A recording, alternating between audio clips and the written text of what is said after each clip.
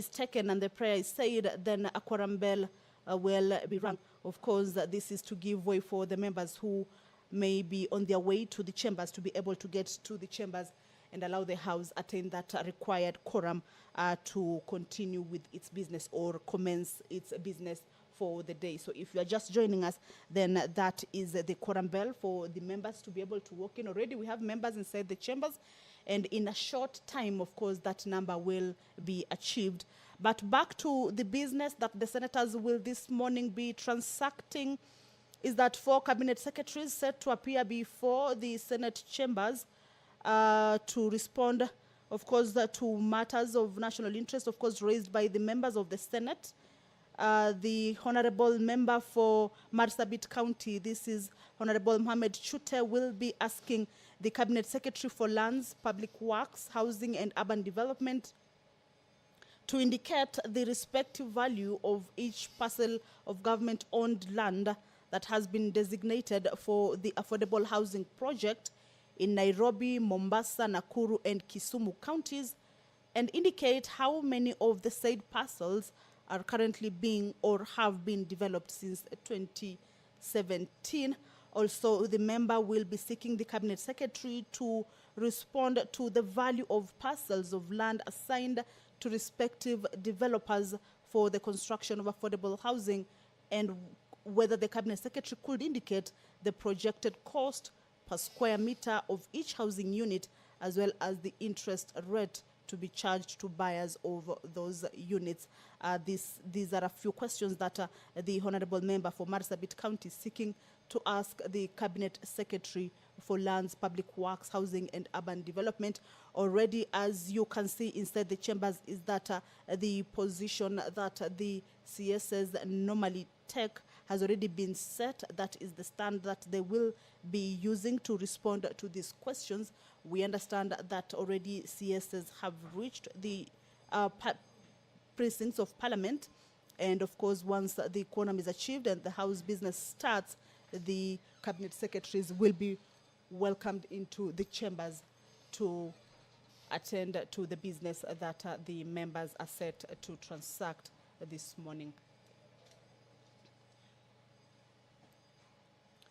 The Honorable Senator for Nairobi County, this is Senator Edwin Sifuna, also will be asking the Cabinet Secretary for Lands, Public Works, Housing and Urban Development on the issue of who holds the title deed for the parcel of land on which the Tomboya Social Hall in Makadara constituency in Nairobi City County stands, and whether the Cabinet Secretary could indicate the ownership history of the said parcel of land, that is the Tomboya Social Hall in Makadara constituency on which that particular hall sits. Also, the Honorable Senator will be seeking to understand from the Cabinet Secretary whether she could explain the circumstances under which the parcel of land came into the custody of a private developer who has already commenced construction works. That is just but a few of the questions that the CES for Lands, Public Works, Housing and Urban Development will be required to respond to, as raised by the Honorable Senators. The Cabinet Secretary for Energy and Petroleum, Davis Chirchir, is also set to appear before the Senate chambers this morning, of course, to respond to questions raised by members. The Honorable Member for Kirinyaga County, this is Honorable James Murango, also will be asking the Cabinet Secretary for Energy and Petroleum whether he is aware of the breakdown of over 15 government-owned power transformers in Kirinyaga County between March and September 2023, and if so, could he explain the reasons behind it? Also, the member will be seeking to understand from the Cabinet Secretary whether he can explain the inordinate delay in replacing defective power transformers in Kirogo, Maendeleo, and Riagisheru villages within Mwea constituencies, despite multiple requests for their replacement. Honorable Mohamed Chute for Marsabit County also has questions for the Honorable Cabinet Secretary for Energy and Petroleum, Davis Chirchir.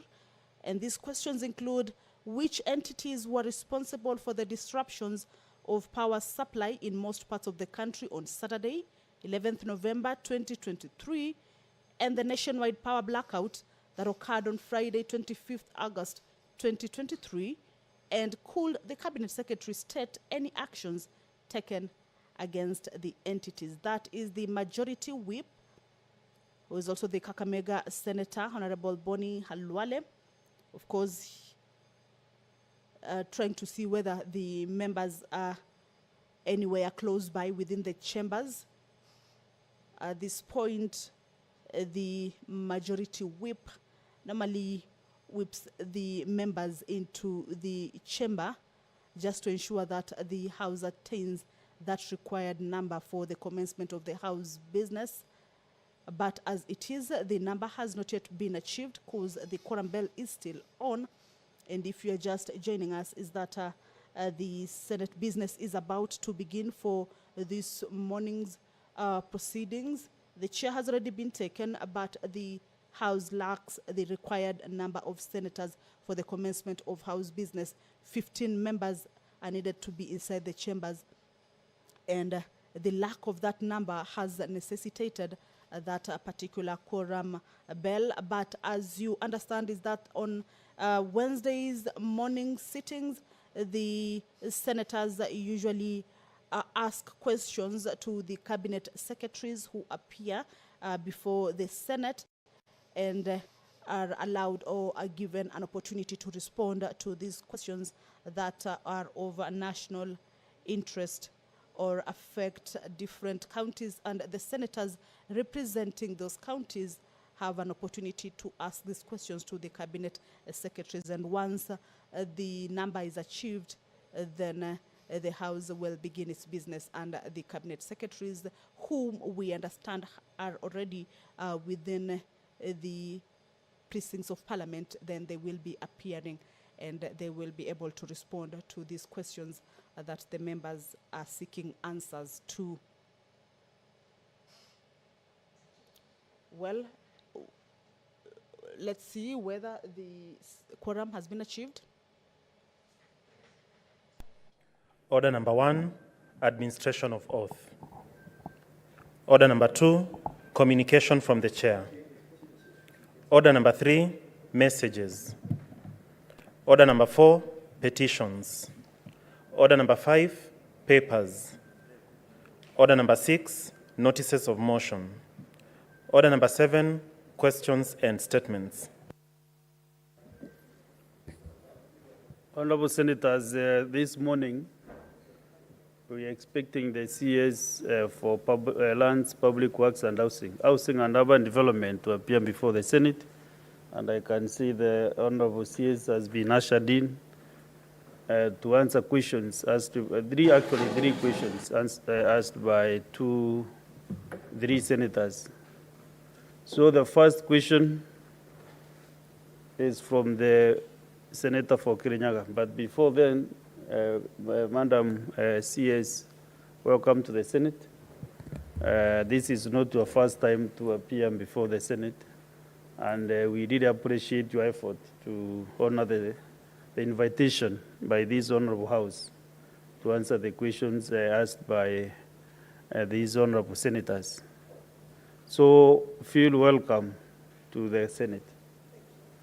I understand Senator Morango is not alone, but he has delegated that responsibility to Senator Mbugua.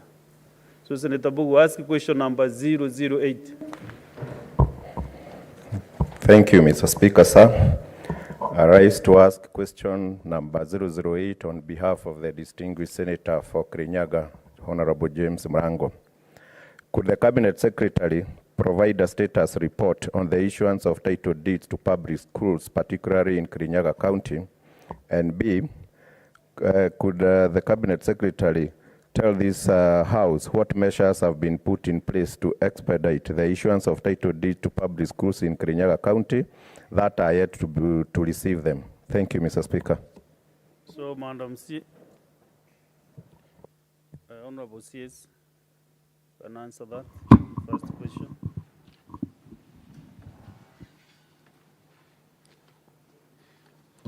Thank you, Honorable Speaker, honorable members of the Senate. Honorable Speaker, I don't know whether you said it is my first time or my second time. I sent for the I've record been purpose. here before. You have been here before. Thank you. It's not the first time.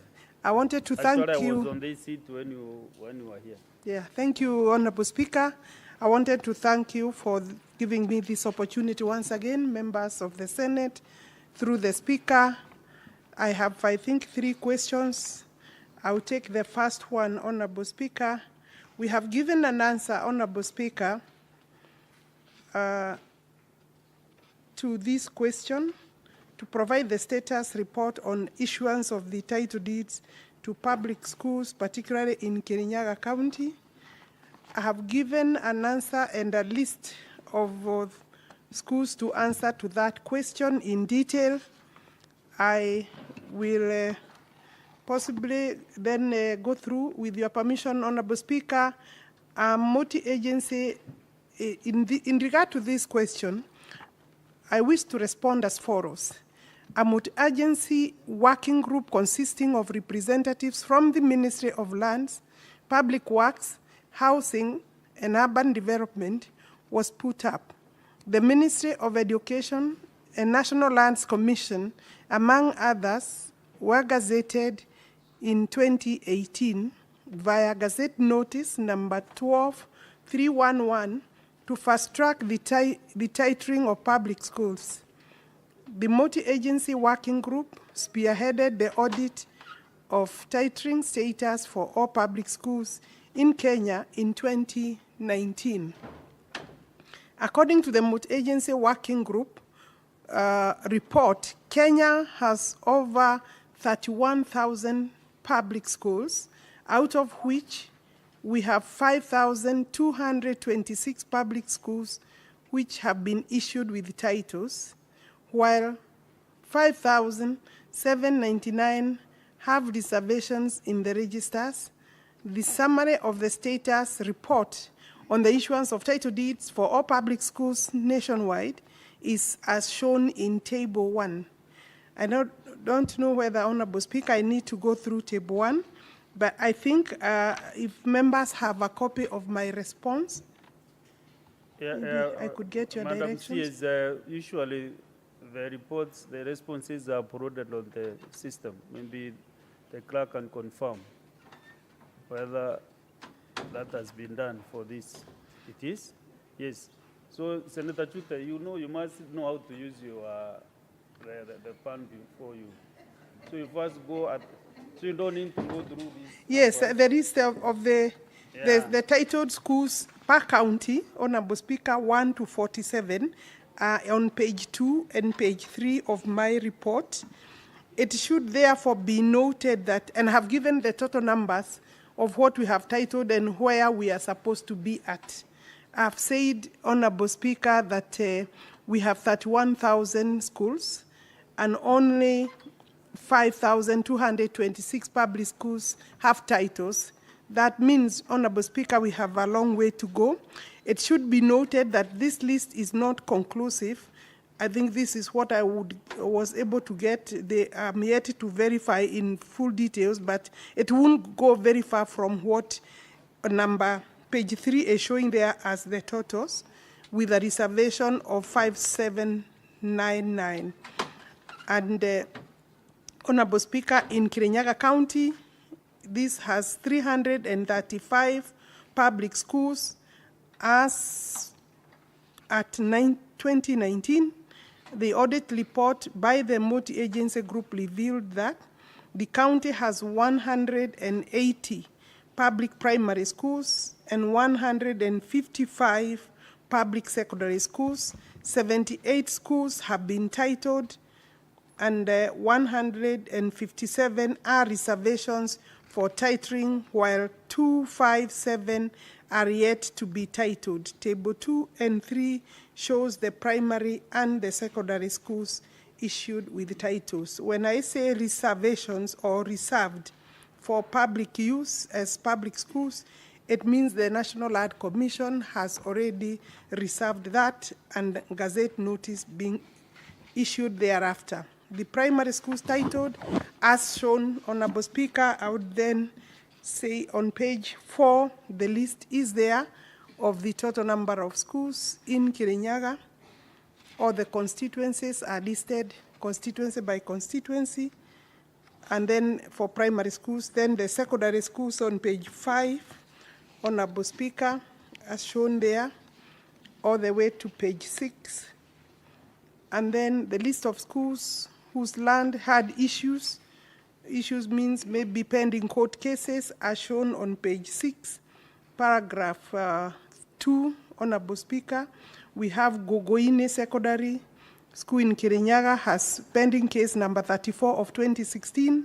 And then Kiarogu Primary School Kirinyaga has a boundary dispute. We will endeavor. And then also Kwango Due Primary School boundary disputes. These are things we can do within the ambit of my ministry. I will undertake to look at that. Maybe the pending cases, also we can see whether there can be a resolution. And I believe the Honorable Senator who brought this question would be aware of this and could be of great assistance in resolution of the case. Honorable Speaker, allow me to proceed to then question number 2.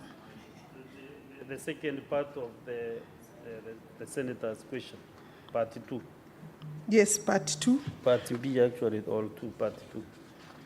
I wish to respond as follows. The titling of public land has been going on over the years. However, the progress has been slow, uncoordinated, and without guidelines. In addition, the process of identification, mapping, planning, documentation, allocation, registration of public land is a multi-sectoral action or activity, and we will endeavor to do our work. A raft of measures has been taken to fast-track the school's titling program. Measures taken include public utilities program that was put up, and the team has been constituted with a representative from the State Department of Lands and Fiscal Planning, National Arts Commission, National Treasury, Ministry of Education, and Council of Governors. The reason the Treasury is the one that holds titles on behalf of the entire government, so National Treasury is a key stakeholder there. Preparation of procedure manual on titling of public utilities land has been done. The draft procedure manual has been prepared and is currently going review by the stakeholders, and I want to confirm that we will be finalizing that exercise soon. A pilot program is scheduled thereafter, was scheduled within the year 2023 and 2024, the financial year, and the counties selected for that pilot program, Honorable Speaker, is Kirinyaga and Busia. A letter requesting for an update status report on all public learning institutions in the 2 counties has been sent also to the Ministry of Education so that we can put the work together, or the report together, and the status report to assist the public utilities program team planned and execute the titling of all the remaining schools within the 2 counties as a pilot. Why is it necessary, Honorable Speaker? Because we want to use the process that is proven, and also for consistent purposes, Honorable Speaker, it helps the teams on the ground to be able to do that exercise. That's where we are with the titling. I agree, it is slow, Honorable Speaker, and we need to expedite the process. Thank you. Thank you, Honorable CS. Senator Bugwa, I don't know whether you have a supplementary question. With your indulgence, Mr. Speaker, yes. I want to donate my chance to the Honorable Senator of Nyeri towards the... You have no such power to do that. It's either you have the supplementary or not. I do leave it at that. So, I can see the Senator for Nyeri, who have donated, has not even requested Yes, Senator Matinga. Thank you very much, Mr. Speaker, sir, for giving me this chance. Let me start by thanking the Honorable CS for her punctuality and well explanation of the questions that were raised by Senator for Kirinyaga. Nyeri and Kirinyaga being bordering counties, Mr. Speaker, we share equally the same challenges. My question would be to the Honorable CS. Primary schools have been titled, whereas the land was donated by the same community, the churches have been left behind.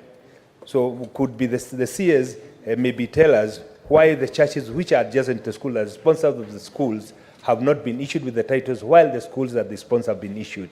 The last question, Mr. Speaker, is could the Honorable CS explain to us why the colonial villages, which are rampant, especially in Nyeri County, have not been issued with the titles despite the directive from the previous regime and the current regime? Thank you, Mr. Speaker. Honorable CS and Honorable Senators, you attended only one supplementary question related to the original question asked by the Senator. Yeah, so kindly respond to that, Honorable CS.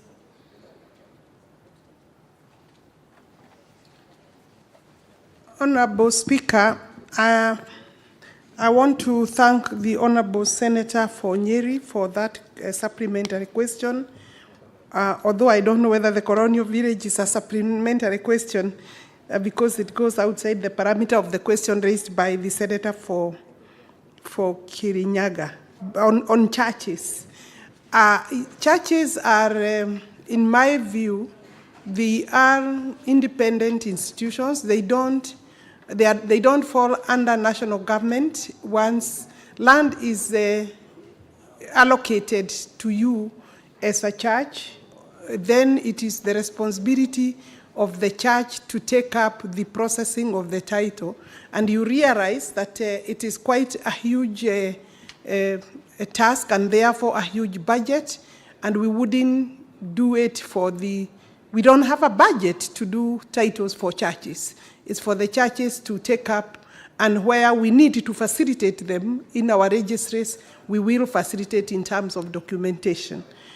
Then on the colonial villages, I have already asked for a report on my desk for all the colonial villages, especially in Nyandarua and Nyeri, and I will be giving directions in terms of how to start the exercise of titling. I think there are more than 300 colonial villages in both counties, and I can assure you I will work on those. I've taken it up already, Honorable Speaker. Senator Manzo Daniel.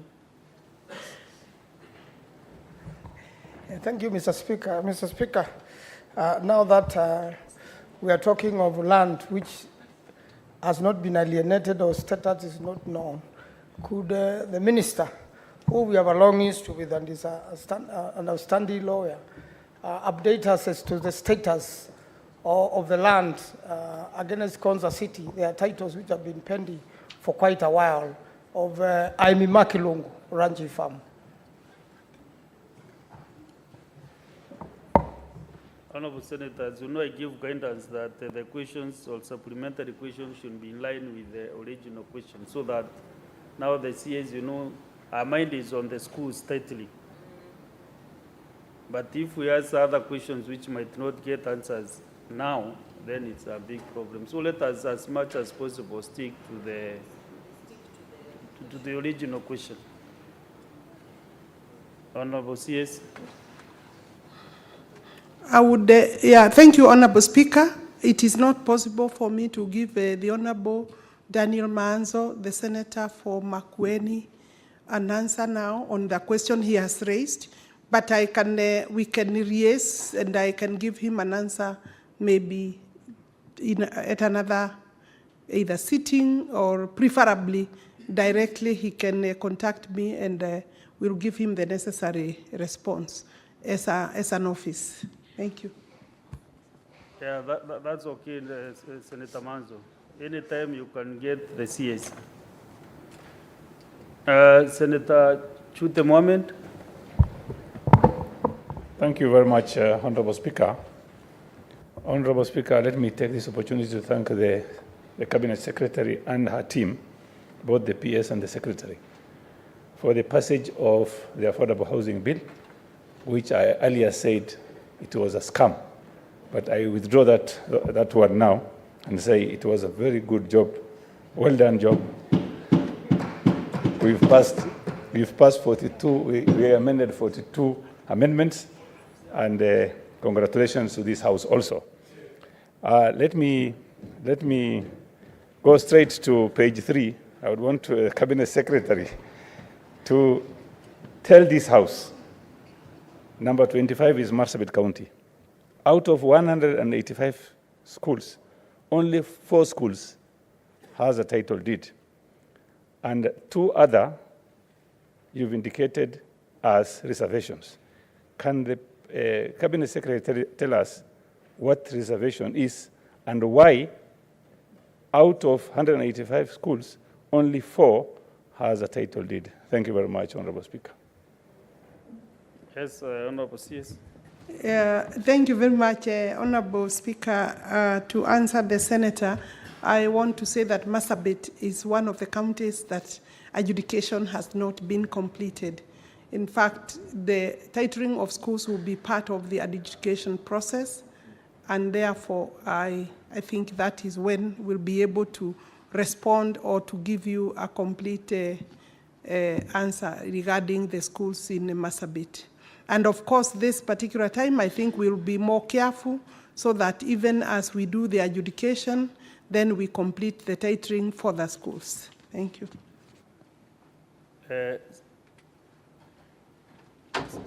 Senator Dulo Fatuma. Thank you, Mr. Speaker, and I thank CS for a comprehensive response to the queries raised. Now, I want to comment on Isiolo, where we have 146 schools. There is only one with a title. And of course, you have explained what reservation is. So I want to know whether the processing of the titles is done by the schools or it's the government directly that actually initiates the process of issuing titles to those schools. Mr. Speaker, if you can allow me a rider to that, the issues of encroachment on most of the government schools by private individuals, what is the government doing about it? I thank you. CS.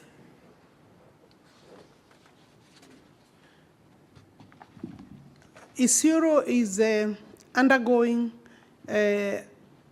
community land titling. Majority of land in the Isiolo will be under community land.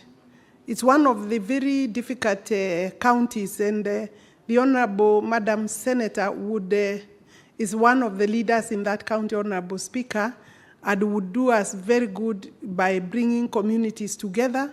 We are ready to do titling. We have funding for titling, but I can tell you there are many issues arising when we start doing community titling, Honorable Speaker, including disagreement on names, disagreement on boundaries, but I want to assure her that we are working on community titling. And as I had responded earlier to Honorable Senator for Marsabit, titling this time, when we complete the titling, we'll also do the title for the rest of the land.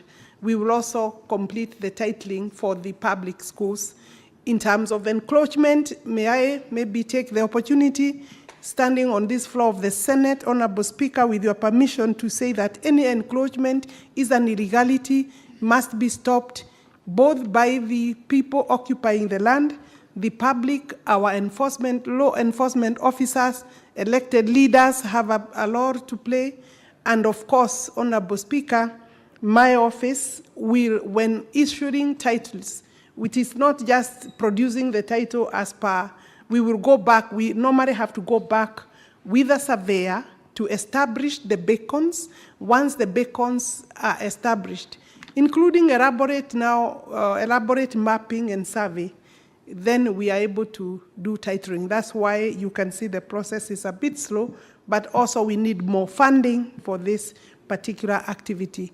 The titling started in 2019 for all schools. I mean, the direction was given by the head of state then. Thank you. Thank you, CS. Honourable members, yeah, I will say it, Thank you. Honourable CS. Honourable senators, you know our standing orders has allocated 20 minutes per each question. The CS has 3 questions. We also have another CS for energy who is also appearing this morning. So I want to give maybe 2 more supplementaries. Senator Boni Karwale. Thank you, Mr. Speaker. Mr. Speaker, allow me to congratulate the minister. It's long since we last met Madam CS. I'm truly impressed with the professional manner in which you go around discharging as a cabinet secretary. It's something the government really needs. Mr. Speaker, having said this, I recall CS when I was member of parliament in Ekolomani, and I believe this applies to other members of parliament in office today. I opened 7 new secondary schools and 16 new primary schools for which I bought land and built. And the challenge we have had, Madam Minister, is that some of the plots that were acquired require succession. And because it is public land becoming, private land becoming public land, the people who received the money from us are not willing to come to court so as to assist us in the normal transfer. Is there affirmative action, a directive that the ministry can give to help such a school so that they can be assisted in titling Madam CS? Madam CS. Yeah, thank you. To the Honorable Senator Harware, Kakamega Senator, Honorable Speaker, I think that is a succession dispute or issue, not necessarily a dispute, but a succession process that has to go through the court. I think the best way is to possibly collect the necessary information, the schools, names that have those challenges in your county, and then the owners of the land. If the cases are in court, we can have the details of the court cases by way of a letter and all necessary details appertaining to those school titlings. And I will be able, I have of course a counsel, a litigation counsel in my office. They will be able to liaise with the Attorney General and the Office of the Public Trustee. And I'm sure we can it will take a bit of time, but it is doable. Sometimes it just requires to call the family that has either donated the land or that has sold the land and sit with them, and then you find a solution. I am willing to take up that exercise if I'm given the necessary information. We can liaise with you, Honorable Senator. Thank you. Last one by Senator Kavidu Agnes. No, Honorable Senators, let me give further guidance. Because the CS has 2 more questions. To make progress, we can go to the next question, and then I will request the CS to, even if the question can come on titling of the school, public schools, still she will be able to handle that. So to make progress, let's get the last one from Senator Agnes.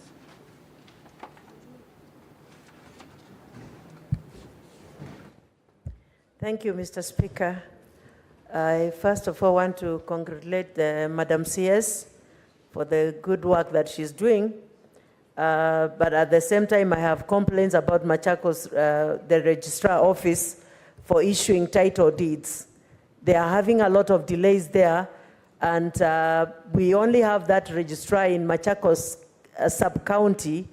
And as far as Masinga, they travel all the way to come to Machakos to come and get their title deeds, even Yatta and everywhere else in Machakos. And whenever they go there, they are told to come back tomorrow. They can go there, stay the whole day. Nobody is telling them anything. I went down doing my public participation on oversight, and some of my citizens were complaining that whenever they go there, there's a registry book. They are told to pay 10,000 shillings, and they are not issued with a receipt, and they are told to come back, and they never see this money, they never get their title deeds. Madam CS, can you kindly explain what is happening in the registrar office, in the lands registrar office, for issuing title deeds in Machakos? Thank you. Madam CS. And if also you have a plan of distributing some other offices in those other sub-counties. Thank you. Thank you, Honorable Senator for Machakos, Senator Kavindu. First, my registrar in Machakos is Dorothy Reting, and Dorothy has other 4 registrars. So in terms of number of registrars, we do have some sufficient number considering the total numbers that I have. Secondly, we have noted the workload in Machakos County is huge, and we have gazetted new registration units, registries, that is Mavoko and Kitimani. I'll be having a minimum of a registrar for each for a start, and I hope to be able to post 2 registrars for the 2 registration registries. And I think that would answer to some of the delays that have been occasioned. In terms of, you talked of some integrity issues, maybe that is for me corruption, but I'll pick it up with the registrar in charge.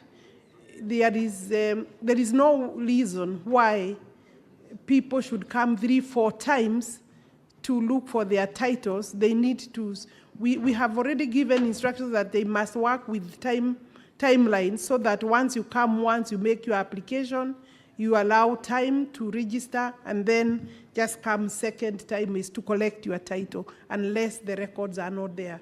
But I know that these answers will be answered finally through digitization process that we have already taken up, and we'll be hoping that we can complete the exercise nationally in the next 2 years.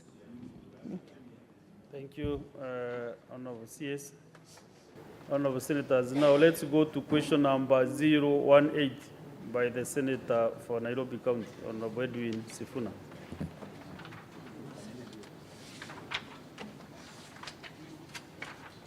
I understand it's 017. No, we done to Senator Sifuna to ask his question first. 018.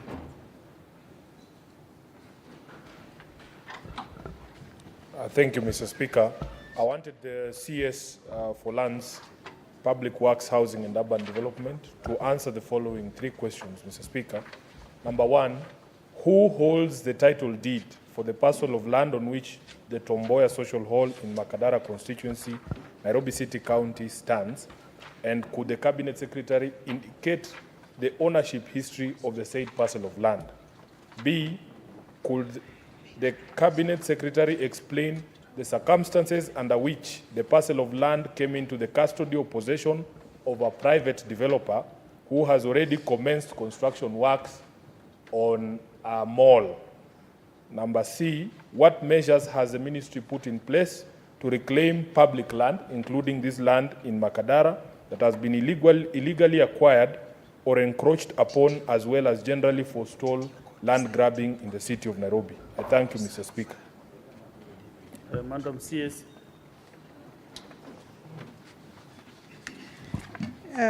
In response to the Honorable Senator for Nairobi County, Senator Sifuna, Honorable Senator Edwin Sifuna, he wants to know what is the fate of Tomboya Social Hall.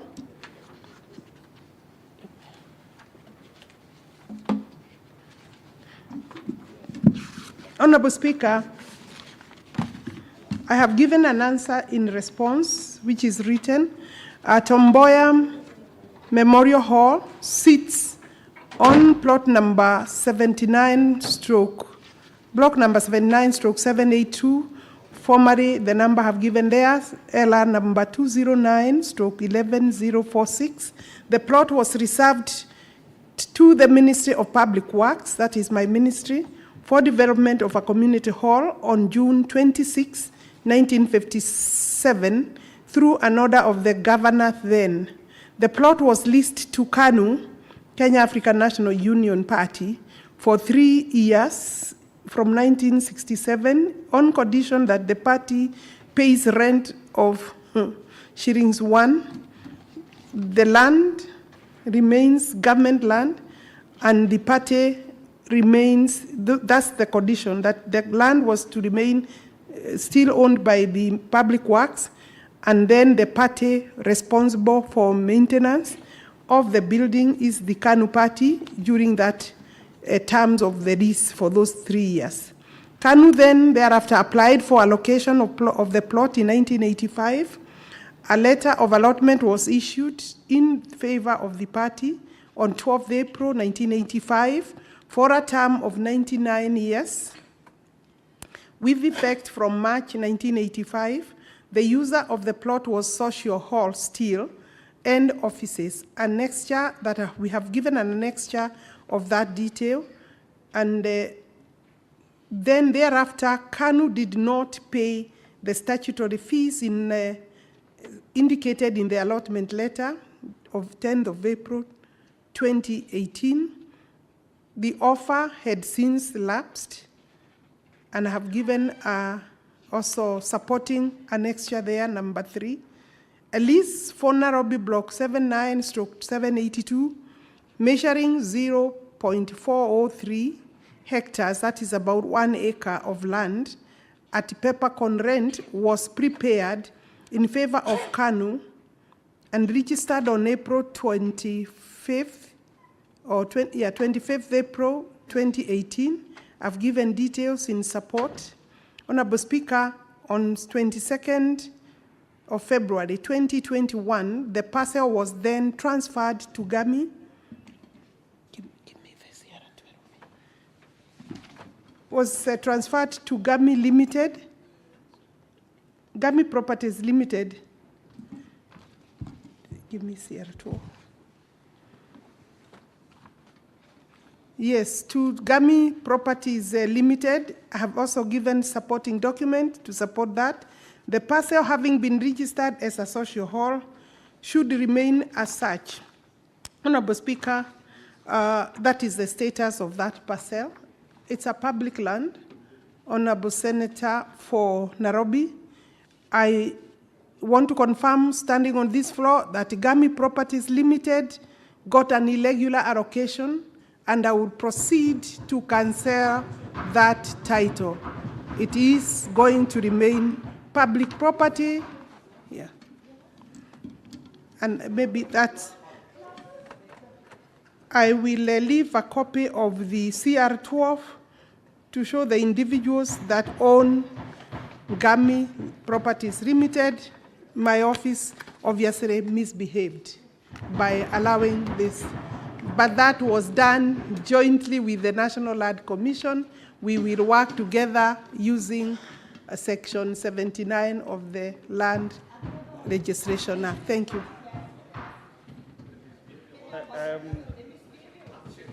Honorable CS, I thought you just handle the 3 parts, A, B, and C, and then the rest of the question can maybe respond. He had enforcing strict penalties, digitization. Well, I think you have answered that. You have. I think I summarized everything. I had said, yes, I had said that we are working on digitization. We'll need support of Parliament through budget. We have already finished Nairobi. We are doing Murang'a and Isiolo, or digitization, or the scanning in Murang'a and Isiolo is almost done, and we'll be going live in those 2 other counties soon. So this progress will be expected, Honorable Speaker.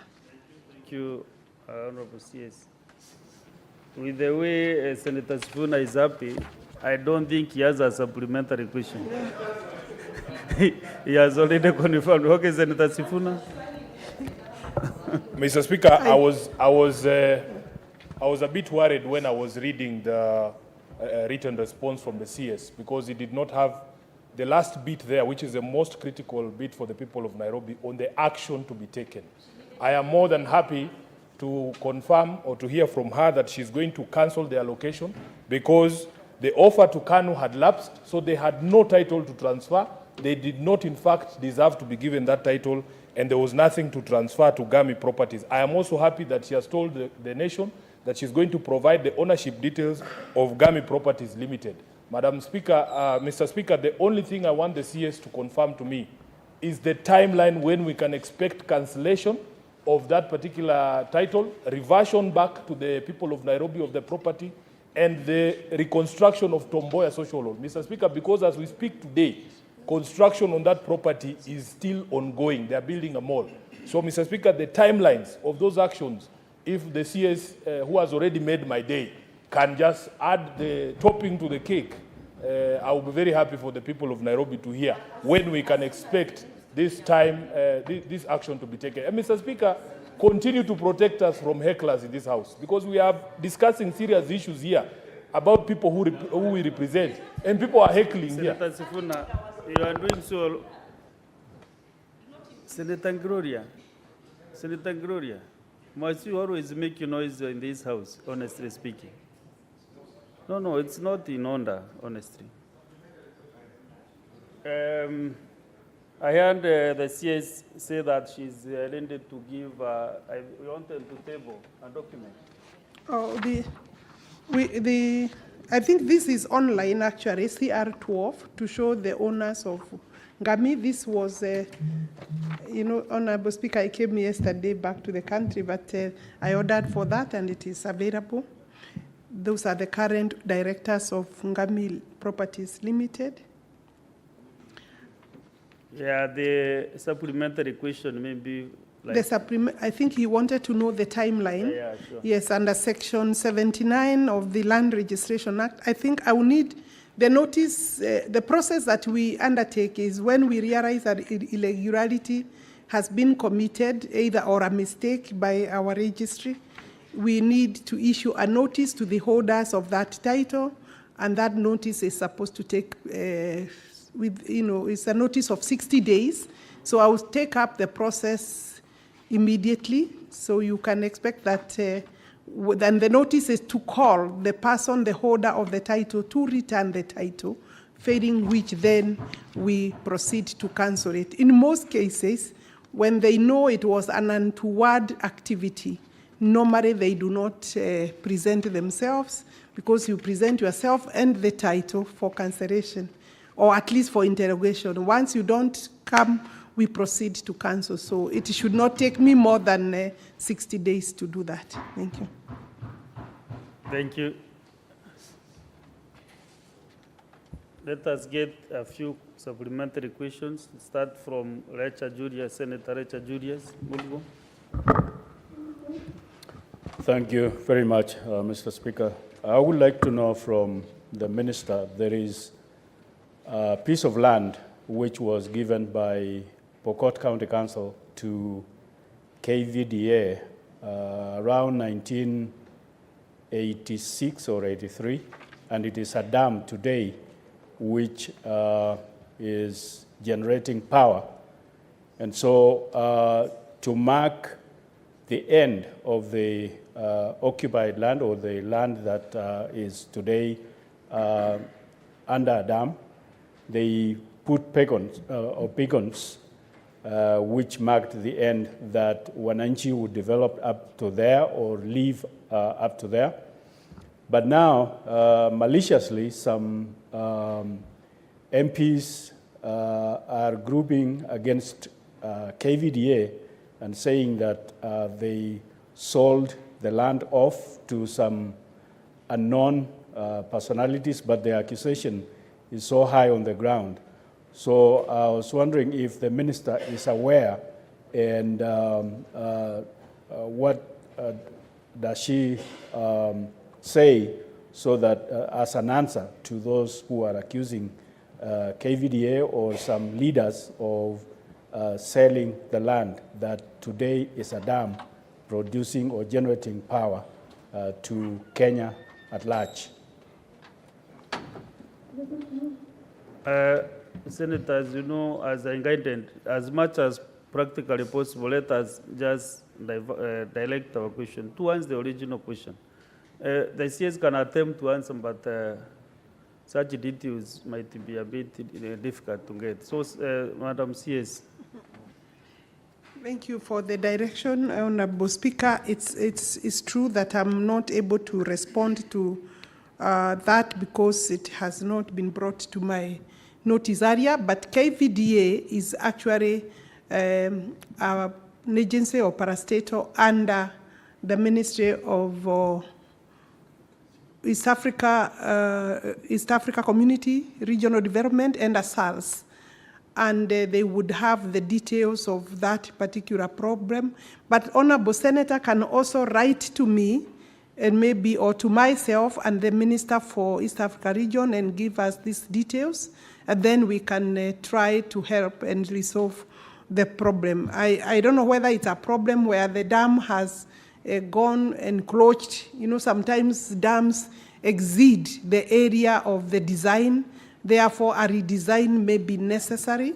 It could be a case where maybe compensation is not complete, or a case where people are trying to use the dam to get the land, or use the land that has already been purchased around the dam. I think I will leave it to you, but you can write to the two ministries for better responses. Overall, Your Honorable Speaker, I was asked about recovery of other public lands.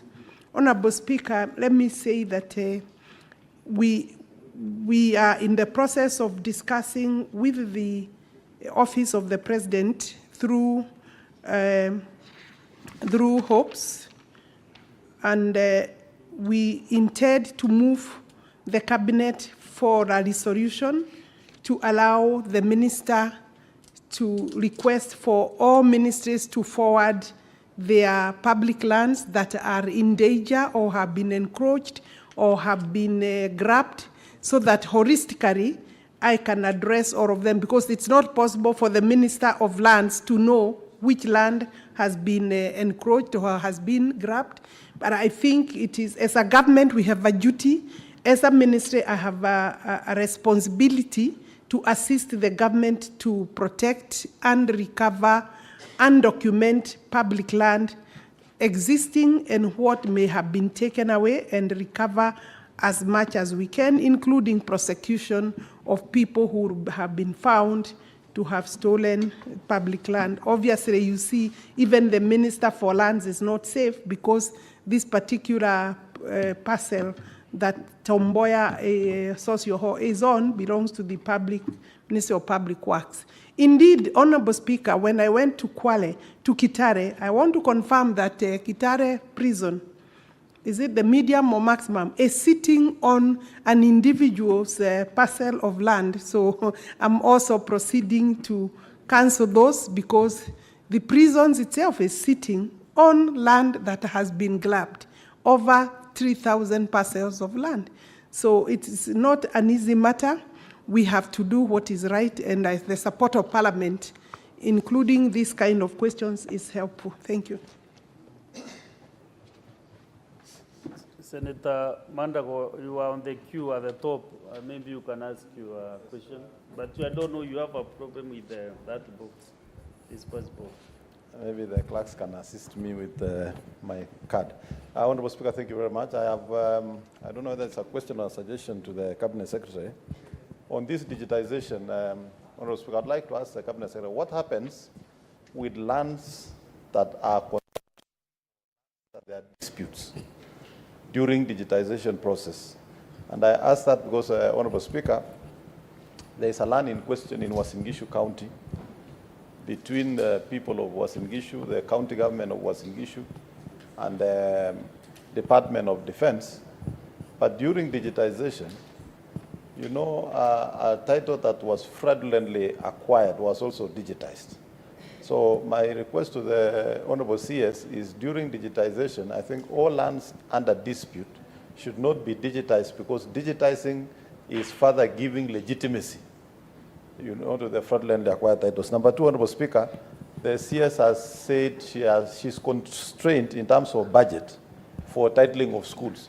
Honorable Speaker, it is my view that now that schools receive even capitation for operations, and it only costs a maximum of 20,000 to actually get a title deed, schools should actually be asked to process their own titles. Thank you, Honorable Speaker. Honorable CS.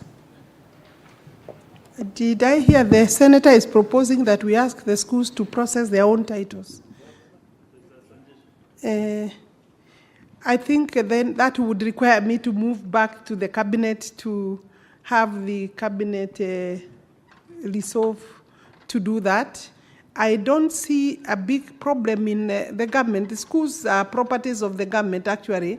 The land is not necessarily in the name of school. It's reserved for that school, but the titles belong to the National Treasury, and they are registered in the name of National Treasury. So I think for us to assist to proceed to do that is important. And you also know that that is the only way we can be able to assure the validity, the sizes, the survey, integrity, and therefore I think it's not a bad thing that the ministry is the one that is finally doing it. You can imagine this is since 1960, this has not been done, so I think we will not be able to leave to the schools.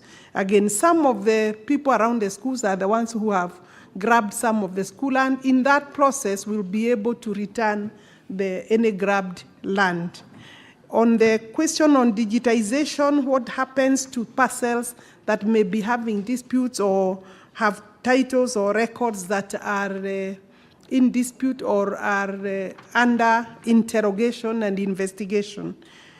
First, we capture the records that we have. But capturing the records we have by scanning and putting them in as part of our digitization does not mean we will be hindered from interrogating those documentations.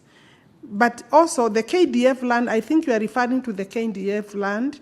We have cancelled all those titles, so we don't longer have any problem.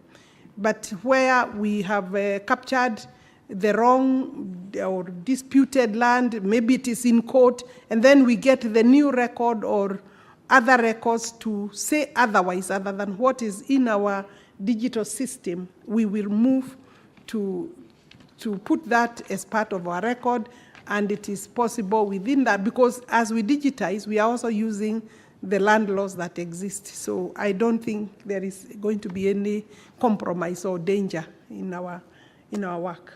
Yeah, thank you, Senator Ososi. Godfrey. Thank you, Mr. Speaker. Mr. Speaker, I have two questions, two supplementary questions to the. Choose the one which is heavy.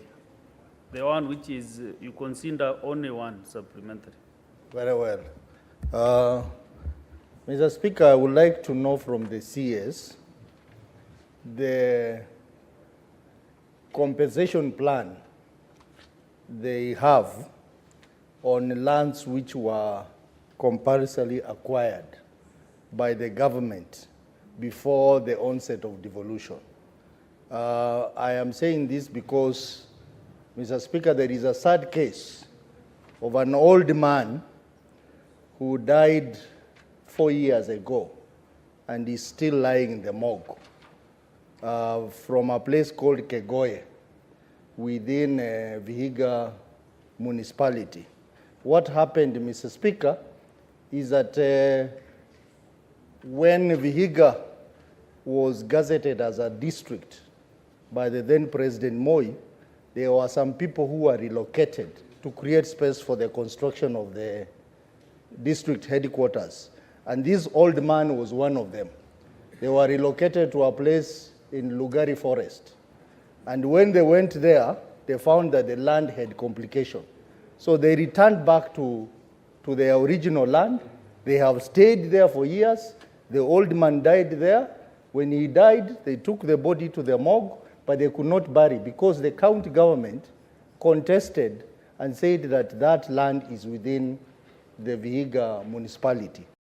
Up to date, the body of the old man is still lying in the morgue. I brought this matter when I was in the National Assembly in 2021. And the then CS for Lands, Madam Karonei, made a commitment to Parliament that the matter was going to be resolved in 6 months. Mr. Speaker, it is now approaching 2.5 years. Nothing has been done. What is the CS aware of this matter? And what specific action is she going to take to address this matter so that this family can bury their old man as soon as possible and stop incurring mortuary fees, given that this family, even though the county government has refused them to bury their dead, they are still occupying the land to date. Honorable CS.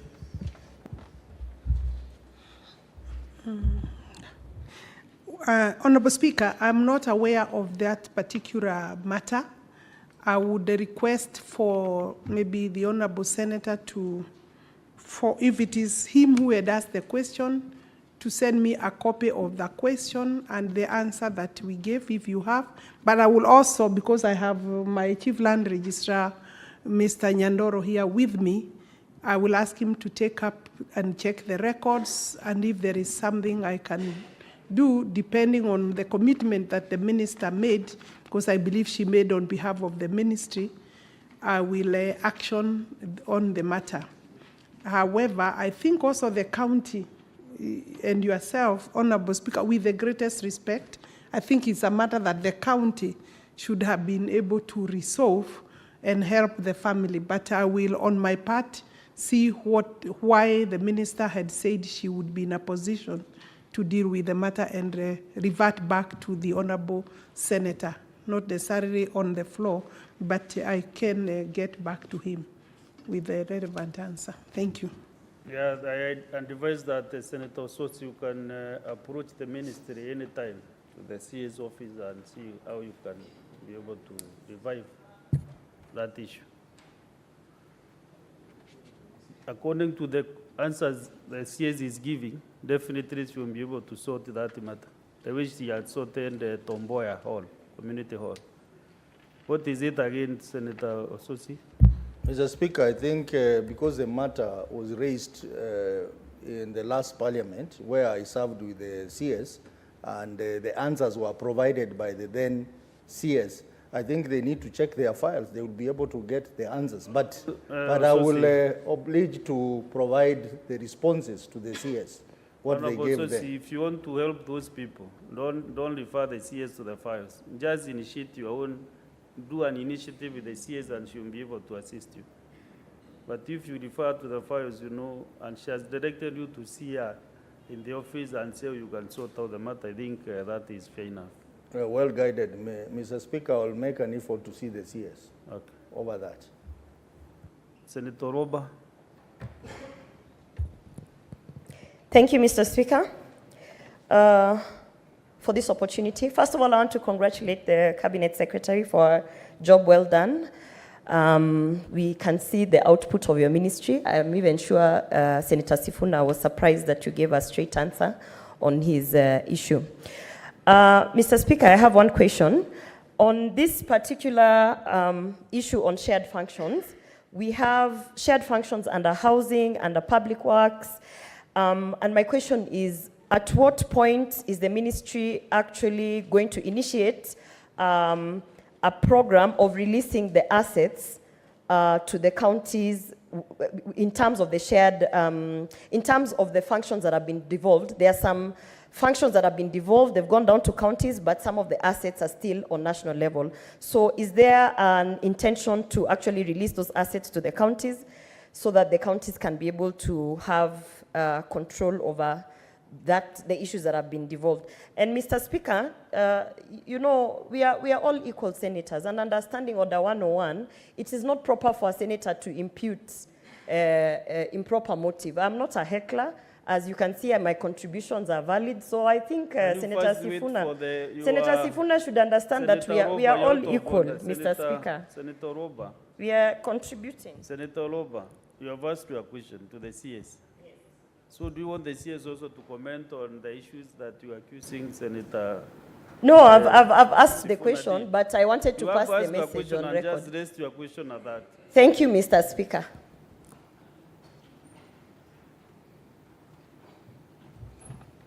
Honorable CS. The Honorable Senator Gloria is asking about the shared functions and the assets transfer of, I think, are you referring to transfer of functions or transfer of assets? For assets, the national government is working holistically to see what assets should be transferred. And because I know even as we sit, most of the assets belong to the national government. They have not completely yet been transferred, but there is, including functions, there is a team that is working on the transfer of both functions and assets. So I want to believe that that will eventually find its way to Parliament when the final list is done. It's not a very simple exercise, and therefore it requires time. Thank you. Let's get the last supplementary question from Senator Munyaji. I can see 3 more senators are still on the queue, and then I'll give you an opportunity after we ask question number 017.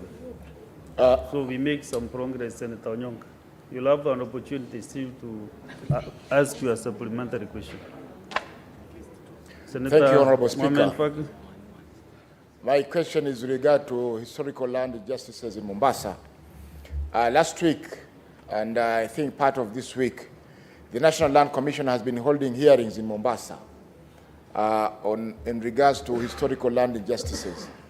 And on Friday last week, they made decisions that have created panic, fear, and despondency to the residents of Mombasa, especially within the island where many are not sure of their residences or places where they have stayed for almost 100 years.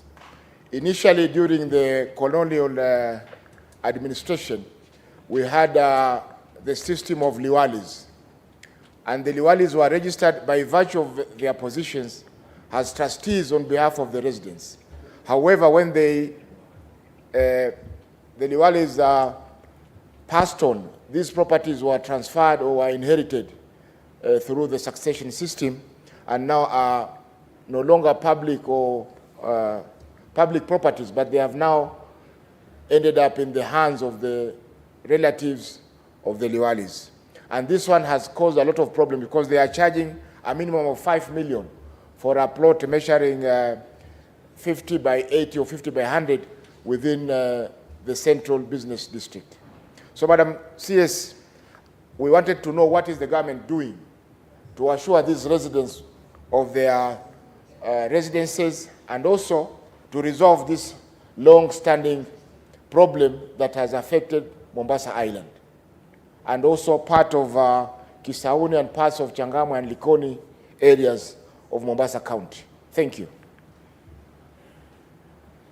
Honorable CS. Honorable Speaker, the Honorable Senator, is it for Mombasa? Yes, has raised a very important question, and I believe that that question is not a supplementary question. It requires to be put in writing so that I can be able to respond to you, especially noting that the activities that you have referred to are activities being carried out by the National Land Commission.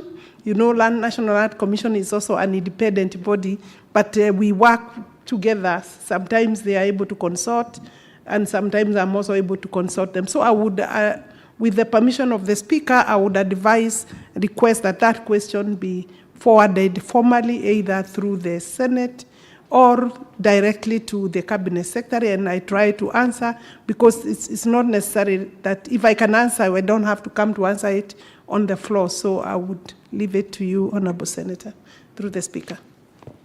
I think Senator Mohamed Faki, that's a good guidance, because I also felt it's a weight matter that needs some good response. Honorable Speaker, I agree with the CS that we need to put in a separate question. However, I have another small supplementary on affordable houses, Mr. Speaker. You'll ask me during the next question. Thank you. Because actually it is related to the question by Senator Mohamed Faki. So let us have question number 017. by the Senator for Marsabit County. Thank you very much, Honorable Speaker. Question 017. Could the Cabinet Secretary, one, indicate the respective value of each parcel of government-owned land that has been designated for the affordable housing projects in Nairobi, Mombasa, Nakuru, and Kisumu counties, and indicate how many of the said parcels are currently being or have been developed since 2017. 2, state the value of parcel of land assigned to respective developers for the construction of affordable housing, and could the Cabinet Secretary indicate the project cost per square meter of each housing unit, as well as the interest rate to be charged to buyers of those units. 3, state how many of the houses under the project are under public-private partnership arrangements, and could the Cabinet Secretary state the respective percentage contribution of the government vis-a-vis the developers. Number 4, halt all transactions involving public land until mutually beneficial formula to both the government and developers is agreed upon. Thank you very much, Honorable Speaker. Madam CS, respond to the 4 sections.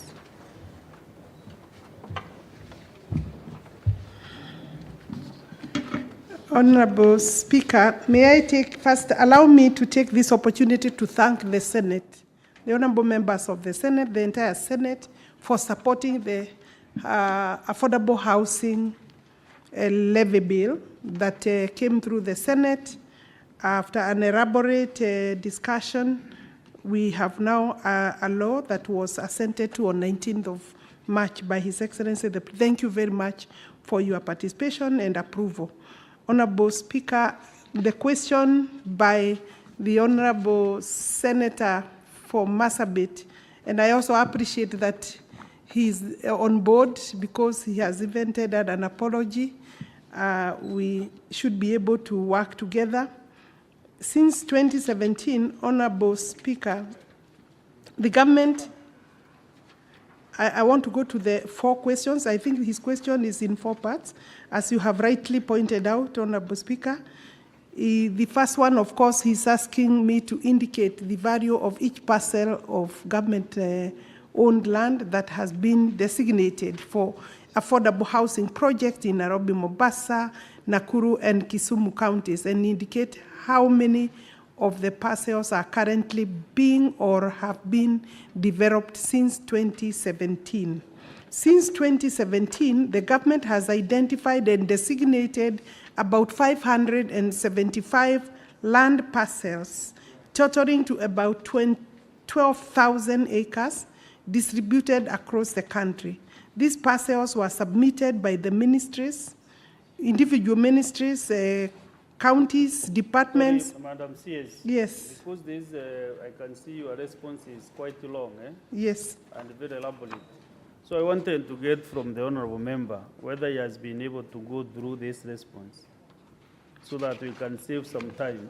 Thank you, And Honorable. if you have, which Yes. specific section do you feel that you need? Then I can be directed to that. To Yes. that Thank you. particular part of Thank the you, response. Honorable Speaker. I'm satisfied Because with let me finish. the Let me answers. finish. Yeah, Because the way you have really appreciated and you also said you are now on board. It's like this question was before.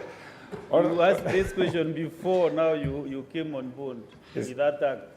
Honorable Speaker, I've gone through the answers, and I'm happy and comfortable with the answers, but I have supplementary questions. You have no, yeah, good.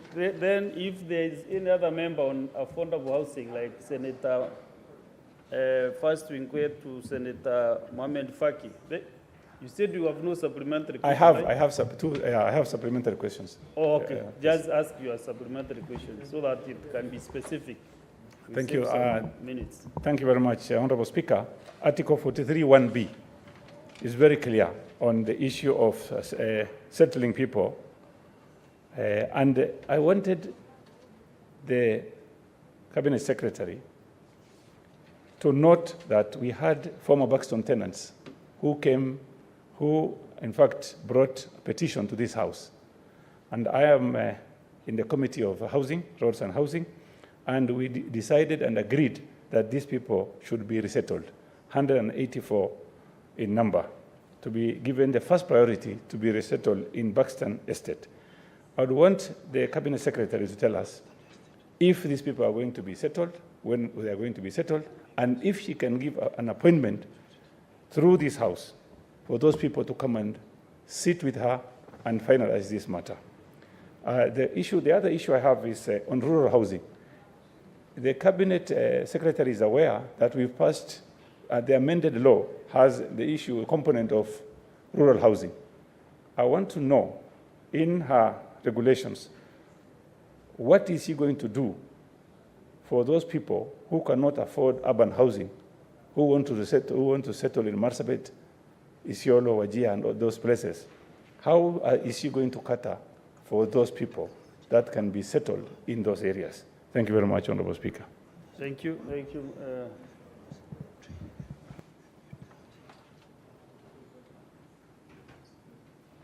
Madam CS, yes. Thank you. Thank you, Honorable Speaker. The Honorable Senator has been following on the issue of the tenants that had occupied the land in the Buxton project in Mombasa. They are 184, according to the Honorable Senator.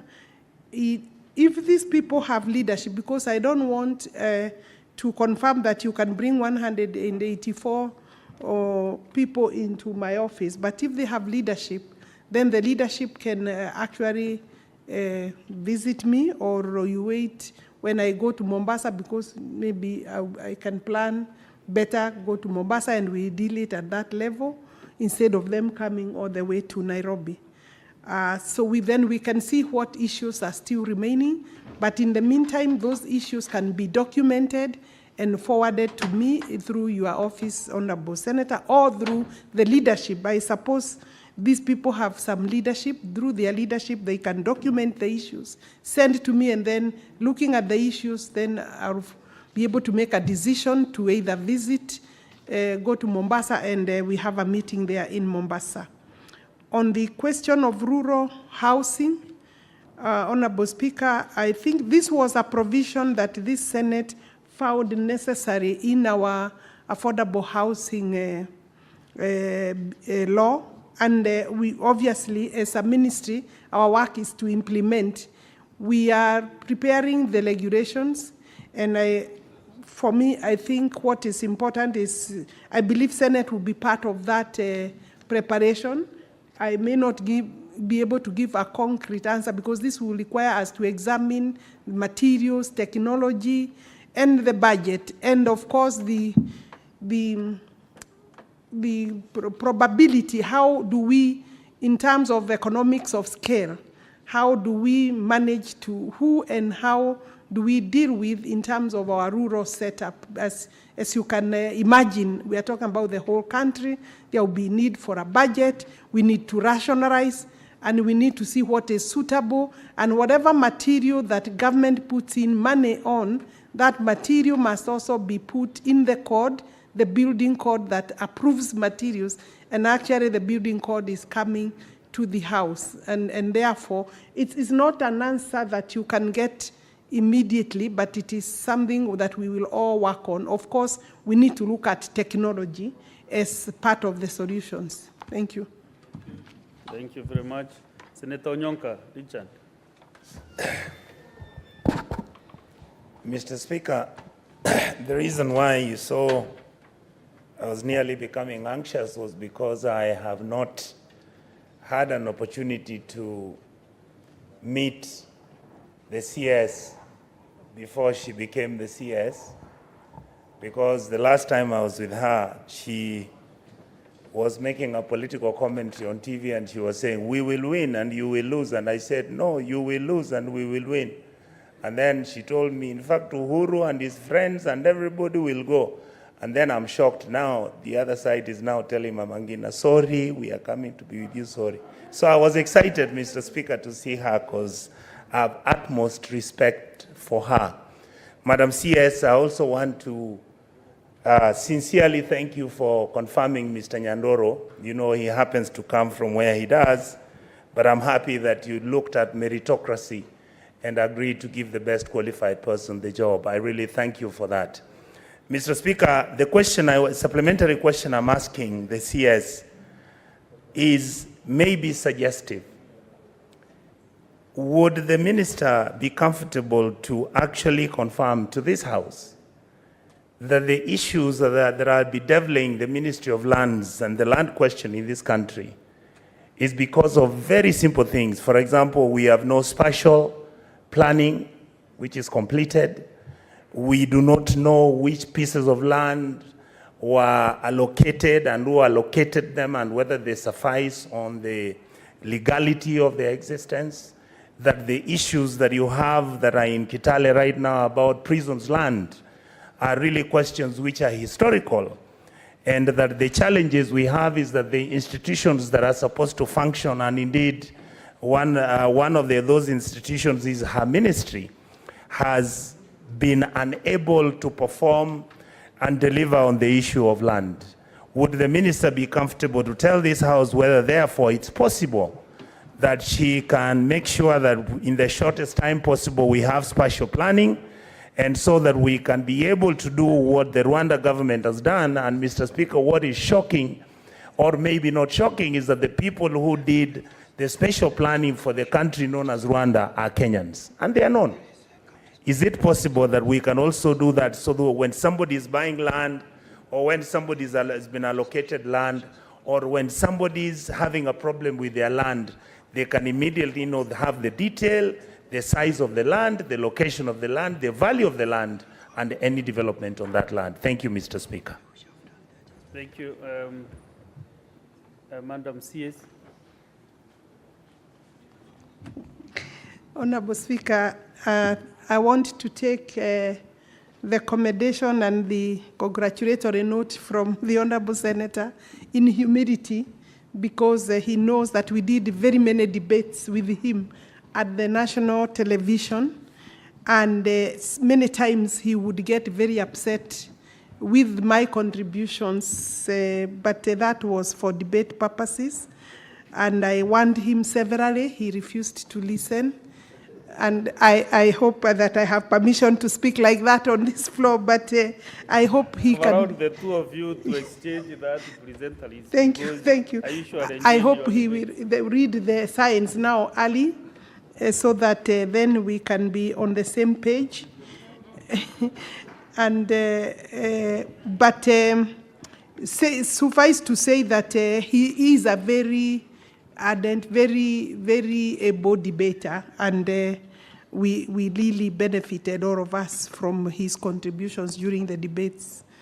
May I say, Honorable Speaker, that he raises very fundamental issue in terms of what is ailing the entire ministry in respect of especially then the land tenure, land security. The question of land security is critical, is key, and as we plan, we are planning with that in mind, because we would want to guarantee security of tenure and security of records.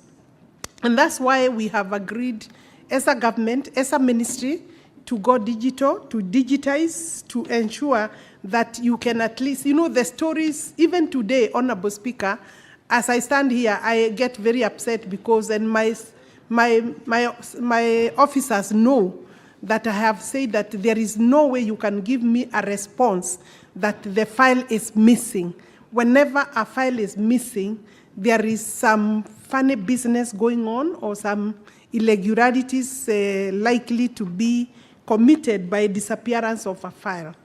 But this is something that the country must also now agree, and I take the opportunity, Honorable Speaker, to urge the public not to take matters land security casually, and not to engage in buying land that they have not received a proper certification in terms of searches and record checks by the land registries. Having said that, I have also told the government officers managing our registries that they will take personal responsibilities. And we have so far, Honorable Speaker, taken, I think, 3 or 4. 2 are under suspension since I came in, and the 2 are already facing court charges because of irregular recording or documentation of land. Honorable, it's quite a task. The answer will be technology, use of technology and digitization, and therefore, Honorable Senator, I believe as a country, that is something we must aspire, and that's what we should be looking forward to. I should be put to task to be able, during my tenure, to complete digitization. We have 2 types of spatial planning: the county spatial planning and the national spatial planning. The national spatial planning is basically complete. The challenge we are having is the county spatial planning, and the governors have not taken up this without appearing to accuse the counties. They have a challenge. Very few have taken up. I think, if I'm correct, about 10 counties are on course. The others are not on course. It's a very important aspect to have spatial planning, because if you don't, and then of course, if the spatial lack of planning is planning to fail, and therefore I am also calling upon the counties to take up this task very seriously. We are in the process also of doing necessary geospatial surveys, mapping, and georeferencing. This is an exercise that is going on. Cadastre preparations for purposes of us to be able to digitize. We have to use those 2 things, the cadastre preparation and, of course, georeferencing. Then we'll be able to resolve many disputes relating to even survey and the boundaries. And therefore, I think this government will be on course. That's where we need to put our money into in terms of these questions, and we will be able to deal with the land grabbers, maybe up to maybe 100% if need be. I have no tolerance with them. Some of them have called me arrogant, Honorable Speaker, even if they are facing court cases for whatever. I know some of them are very unhappy, but some of them are also very influential, and therefore we need to just use our documentation properly so that we can keep away people who want to steal both public land and private land. Thank you. Thank you. That was a long number 1 question from Onyonka, because it involved 3 parts: political, social, and then the question. Honorable Senators, we have 4 senators on the queue, and we didn't need to close with the CS for lands. I want to share maybe 1.5 minutes each, every member. And Honorable CS, if you don't have the exact question, you can even go and give the answers later. Later, yes. So that we can make some progress. So, Senator Bazishek.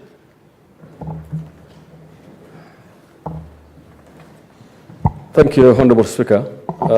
Honorable Speaker, I want to ask that CS, that among the proposed units, which is actually under construction already, is Wajir. Wajir, I've seen some houses under construction in Wajir Township. So may I know how many units is being built in Wajir Township? How many floors will those houses go? Because Wajir has actually many challenges in terms of, the solid structure and sanitation problems and sewage. Because of the high level of water, Wajir is still experiencing sewage problems. So I don't know whether the project has considered all those factors which have been undertaken now. Because sewage problem, Wajir has no sewage. It has sewage problems, it has water problem, and the solid structure actually is sandy. And if you will be building, houses with high-rise houses, you might experience some challenges.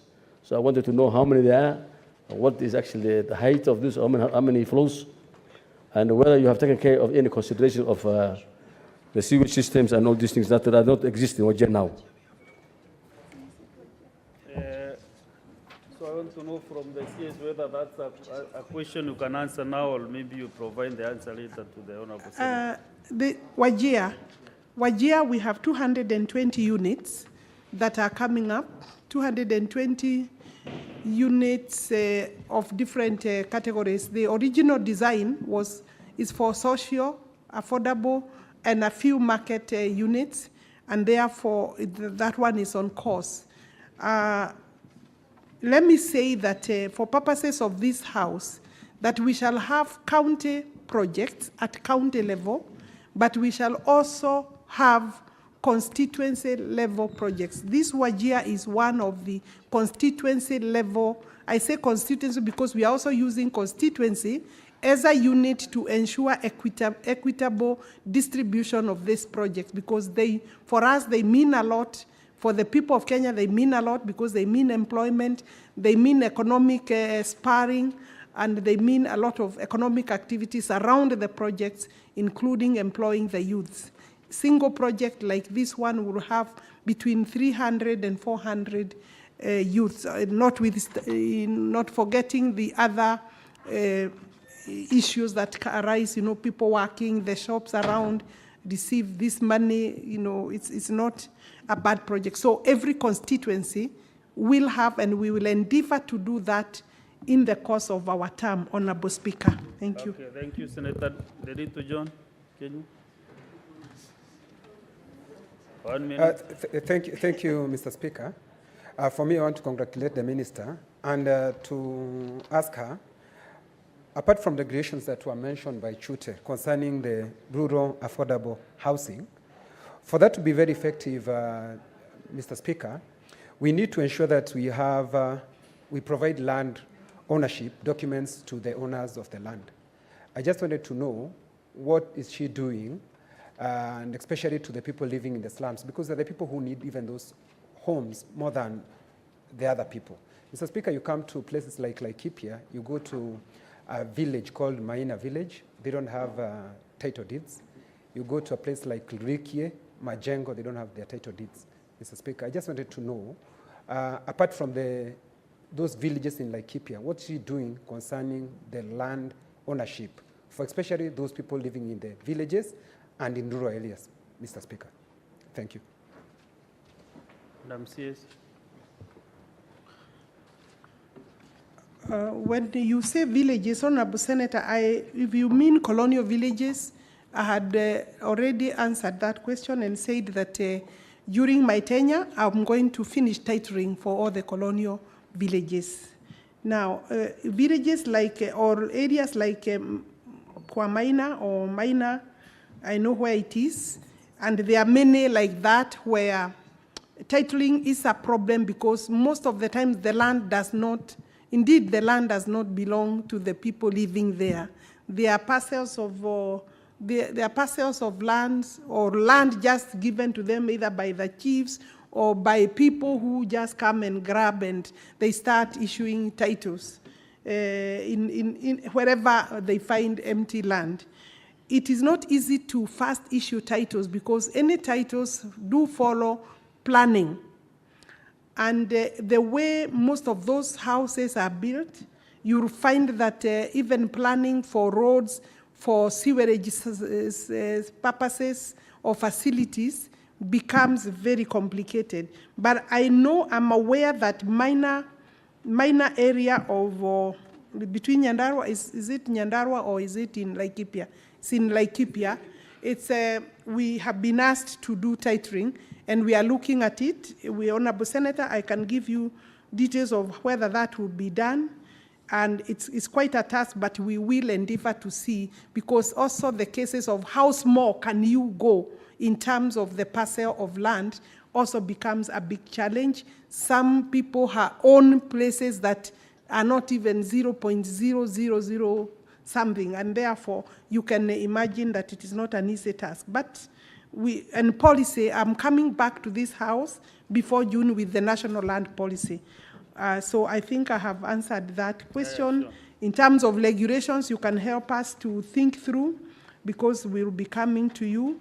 Honorable Speaker, I did not answer the question on water and sanitation and sewerage by Honorable Senator for Wajir, but he knows that that issues of sewerage, where we build, Honorable Senator, where we have a project, we endeavor to provide necessary facilities working with other government agencies, whether it is water or sewerage.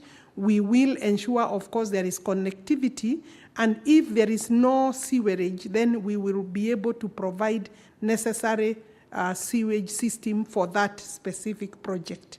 Thank you, Honorable Speaker. Thank you. Senator Mohamed Faki.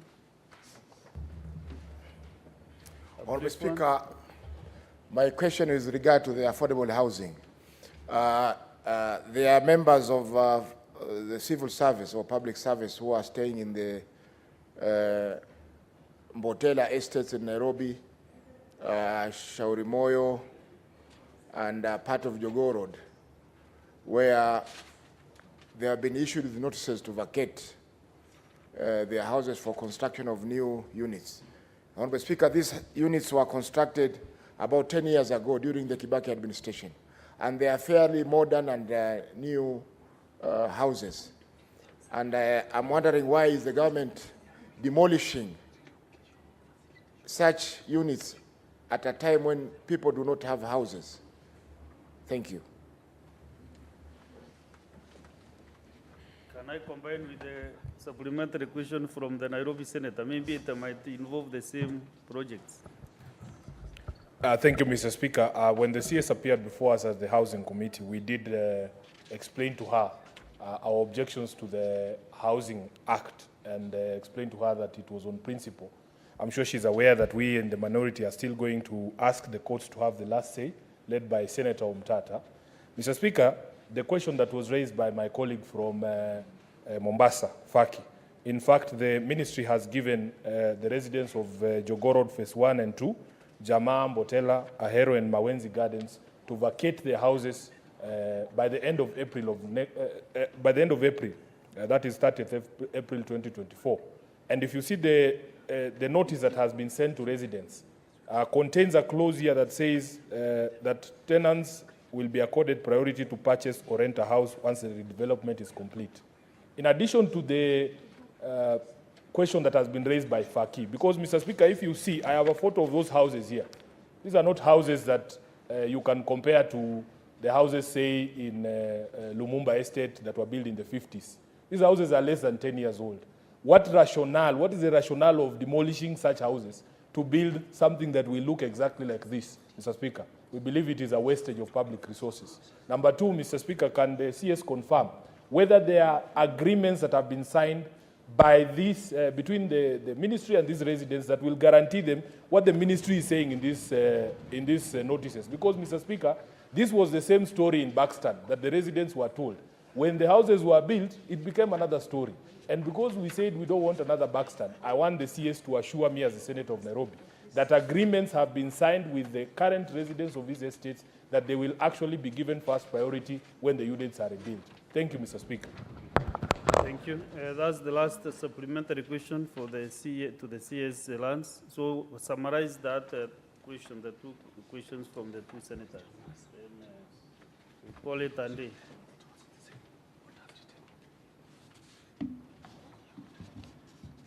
I think the questions are basically the same. The two questions regarding Shauri Moyo, Botera, the various estates that we gave along Jogoo Road, that we gave notices for people to vacate. We have had, we have been, because we also listen, as a government, as a ministry, we listen. And I know this question was raised by Honorable Senator for Nairobi when I appeared before them, before the passing of the housing levy bill. I believe he's now on board. If he's not, I'm sure he'll soon be on board. I hope he'll be on board, because this housing program is a useful project for the people of Kenya. I want to say that for the Botera, Shauri Moyo, we are coming up with various projects there, because the land is a lot and the number of people using those houses. And those houses, you agree with me, Honorable Senator, Honorable members, through the Speaker, that they are houses that do not hold a total of maybe 3,000 or 2,000 people. But when you look at the entire land and what we can do with affordable housing, I think it would be in putting the land into better use, because we also, as a ministry, manage the land, and the land use is under my docket. Therefore, we have agreed this Monday and also last week, my teams from the ministry, Department of Housing, visited these places, and there is an agreement.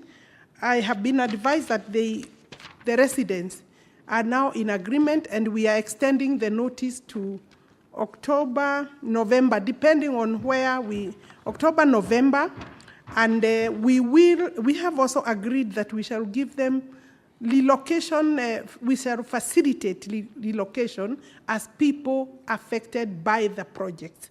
It's a small amount of money, and I believe His Excellency has expressed himself on that. As a ministry, we do provide some little amount of money for relocation. You can pay your rent, depending on the agreement in each particular place.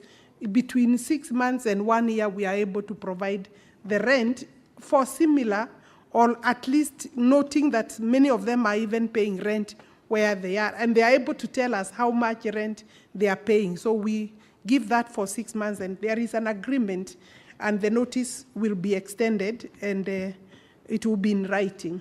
Thank you very much.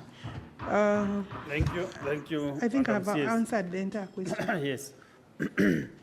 So that is the end of the question and answer session from the CS Lands and Housing. So thank you very much, Madam CS, for your very elaborate answers. And the member who is happy today is the Senator for Nairobi.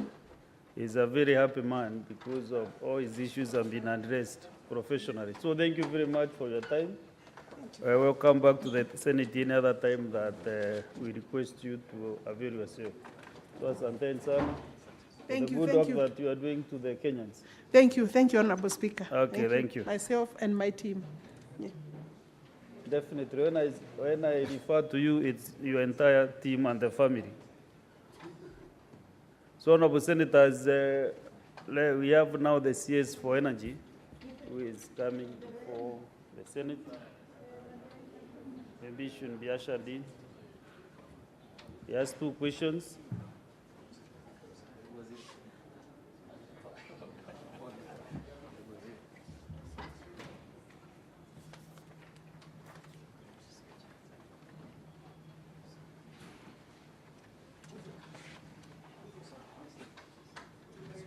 From the Senator for Kirinyaga, James Murango, and the Senator for Marsabit County, Senator Mohamed Chute.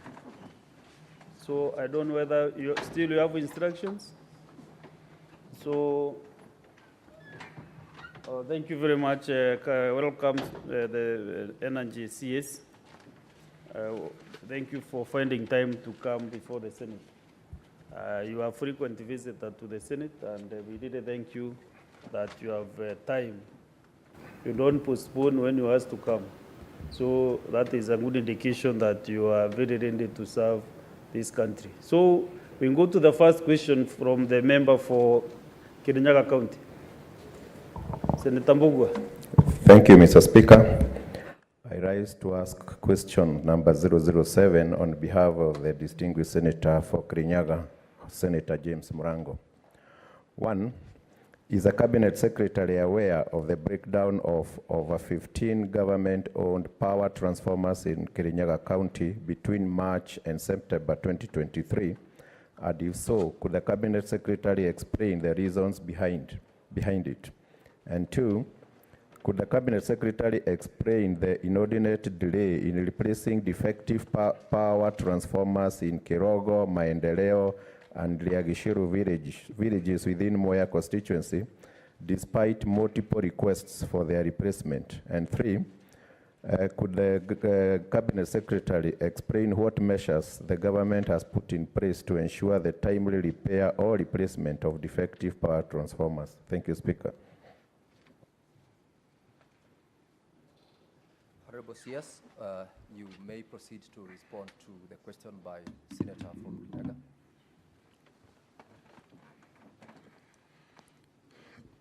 Honorable Speaker, today, members of the Senate, good morning and happy to be here this morning to respond to the questions that have been raised. And like has been said, Honorable Chair, Speaker, I'm a frequent member here, and thank you. And happy to engage to address some of the challenges as we look forward to building our country together.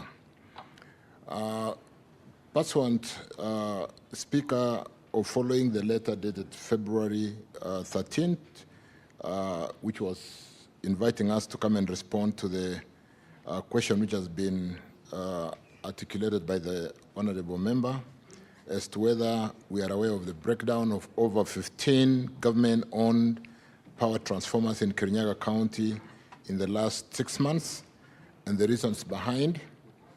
And that, Chairman, I wish to note that the above question had been asked under question number 059 on 4th October 2023. Honorable members, the ministry is aware, and these breakdowns or the breakdown in those transformers have continuously been addressed through Kenya Power, replaced them once reported.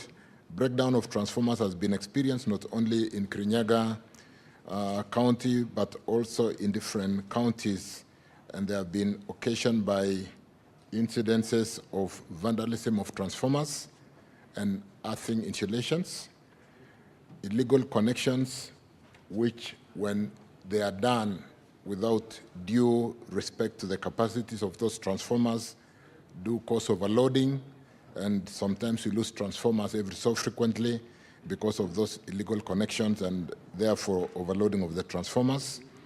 And thirdly, the faults on the low voltage lines due to trees and the challenge environmental issues that happen and causes breakdown sometimes from time to time. Honorable members, to counter these incidences and improve on reliability of the grid, the government has put up the following measures. Continuous monitoring is done on the power network to ensure failed transformers are replaced in the shortest possible time. Listing of power installation as under critical infrastructure. As a result, there is a special police unit called the Energy Police Unit that is now mandated to protect all energy infrastructure all the way from generation, transmission to distribution. Honorable members, let me just give a small background of the challenge and why we are trying to play a catch-up game in this area of transformers. We've had, like I mentioned, and I'll mention in the next question, serious litigation on the procurement front. When power goes off and it's a transformer right now, it's expected that we should respond immediately because it's a critical service supporting hospitals, supporting critical functions. And when we lose a transformer and we have a litigation on procurement of transformers, which you may be aware lasted for between 2 to 3 years, there was so much backlog. And at one time, we had so many transformers paid for by customers, up to 951. And we were not able to procure because of those litigation issues. Transformers which were required for funded government last mile schemes of up to 561, which we were not able to procure. So we did create a backlog of up to 1,700 transformers, and creating a challenge on addressing some of these transformers. And that is why, Speaker, honorable members, we've had this transformer challenge that sometimes looks like, why don't we immediately bring in a replacement transformer when there's been a breakdown? But Chair, Speaker, honorable members, we are on top of this, and we're trying to ensure that the transformer challenge is addressed once for all, so that we don't have these inordinate delays in replacing defective transformers. I don't know whether the next question on the inordinate delay in replacing defective power transformers in Kirogo, Maendeleo, Rishicheru village within Mwea constituency, despite multiple requests for replacement, has been put to the floor. Unless Senator Mbugua is with such details, which I believe you can respond to in your next question, which is supplementary to the earlier question. Otherwise, I believe, Honorable CS, the response you've just given is specific to the first question. And if there is any supplementary, I believe the Honorable Senator will be able to inquire so that you can respond to it as well. Proceed, Senator Mbugua.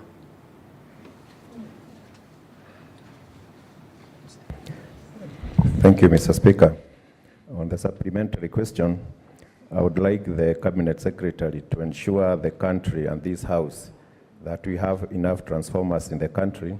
And two, I would want the Cabinet Secretary to assure this House that to tell this House what measures is putting in place to ensure that the transformers which are coming in are not substandard. Thank you, Speaker.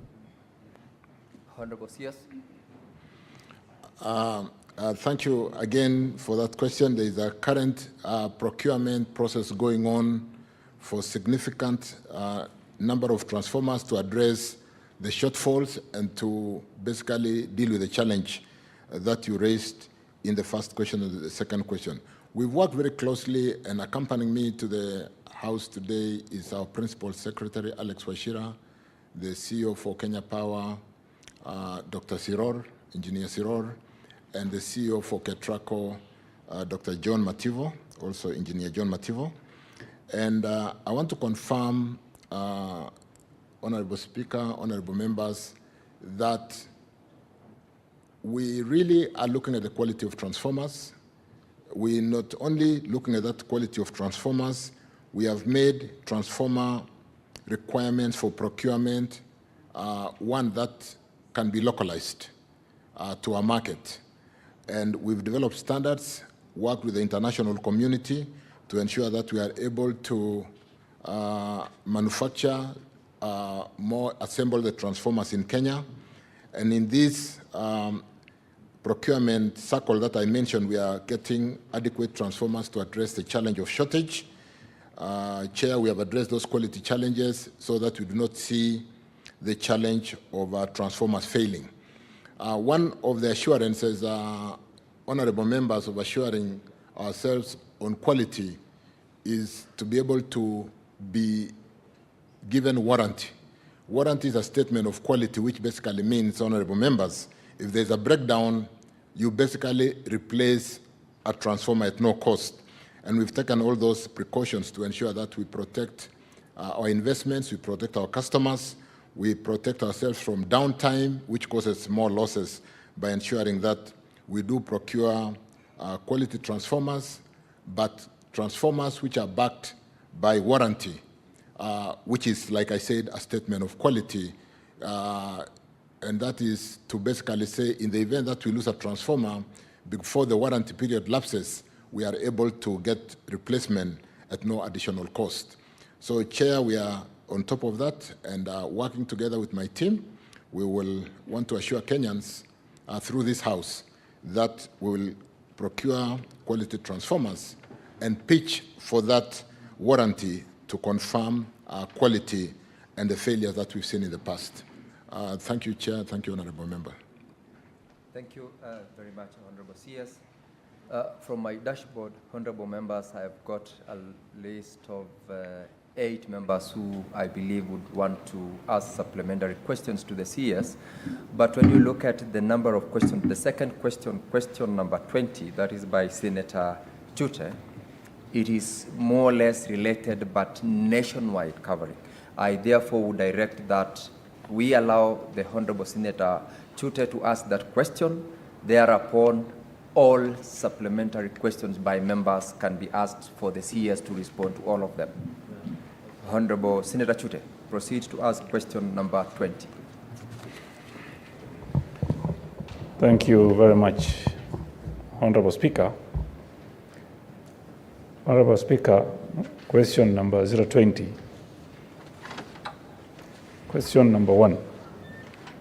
Which entities were responsible for the disruptions of power supply in most parts of the country on Saturday, 11th November 2023, and the nationwide power blackout that occurred on Friday, 25th August 2023, and could the Cabinet Secretary state any actions taken against those entities? Question number 2, would the Cabinet Secretary provide a comprehensive report on the losses incurred by businesses because of the power disruptions, while clarifying whether the affected businesses will be compensated?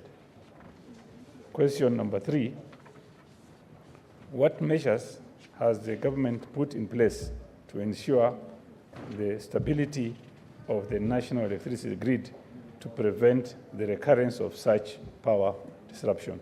Thank you very much, Honorable Speaker. Thank you, Senator Chute. Honorable CS, you may proceed to respond to the questions by Senator Chute. Thank you, Speaker. Thank you, Honorable Chute, for that question that touches on the outage that was experienced and the disruption of power supply in most part of the country on that Saturday, 11th November 2023, and the nationwide blackout that occurred on Friday, 2023, and the actions we've taken against the agencies. The status of investigation into the nationwide power outage on those 2 dates, honorable members, let me respond that at the time when we experienced that national outage, the system demand at the time of that occurrence was way below the peak demand. There was enough power on the grid, as we were only taking in 1,855 megawatts within the generation mix of hydro, which at that time was delivering 355 megawatts. Geothermal at that time was delivering 817 megawatts. Thermal was delivering 244 megawatts. Wind was at 356 megawatts. And the import from, we didn't have any import from Uganda, or we were feeding them some 2 megawatts because we do a power exchange with Uganda. And at this particular time, we were pushing some 2 megawatts to Uganda. We were getting 100 megawatts from Ethiopia through the, we call it EEP. The first event that related to the outage was recorded by our system at the National Control Center in Dandora, the SCADA system, at 21 hours, 45 minutes, 09 seconds, 187 milliseconds. I stress that, Chair, because we record events to the milliseconds or any occurrence, because sometimes we want to see the sequence of events, what happened before which event. And that outage was associated with dynamic, what we call dynamic reactive power compensation system at Lake Turkana, wind power in Loyangalani. And the analysis of the event, honorable members, revealed that the compensation unit was responding to a dip. The system seemed to have seen a dip of voltage. Though the dip occurred at almost the same time with a transmission line at Earth River, a 66 kV line at Earth River substation, which was recorded at 21:45:09:277. You will see that the dip, honorable members, occurred about 100 milliseconds later in our Earth River substation. It is, however, unusual for such faults to affect the grid, owing to the fact that the lines are at the downstream the downstream in terms of being the last mile side of consumption. And therefore, we do not expect really that unusual fault to affect the grid owing to the fact that the line are, like I said, at the downstream of the grid, and the resultant impact on the transmission grid should be minimal. Examination of the waveforms and the events in the SCADA system shows that Electricana wind project or power plant tripped in 140 milliseconds when the voltage dip was slightly above 80% of the normal 220